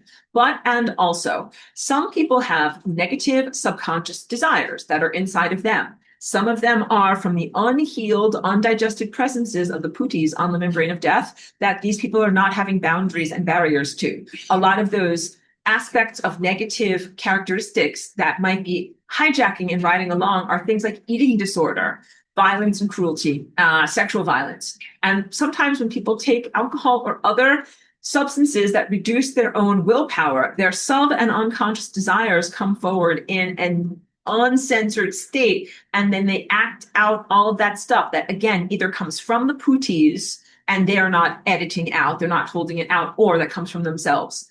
And so some of these and subconscious desires are really, really unhealthy. So it's either demons acting through people who open the door, like drink alcohol, open the door to a demon, be like, demon, waltz right in and act through me. Or people who drink alcohol and open the door to their own unhealed, under-acknowledged, and subconscious desires, which is also what a lot of demonic or satanic activity actually is. Like, if you really go into my comic book and you learn about the founder, one of the things that is, I think, accurate is his assessment that a lot of what's going on, the satanic rituals and the people who are supposedly being possessed, like in a frenzy in the moment as they're berserk in their, whatever crazy rituals, what's happening is that they're really just acting out their subconscious desires. When people go into these rituals and, like their self-control goes out the window and then they act wild or violent, or when people drink alcohol and their self-control goes out the window, they act wild or violent or inappropriate. Really, what they're doing is being who they really are.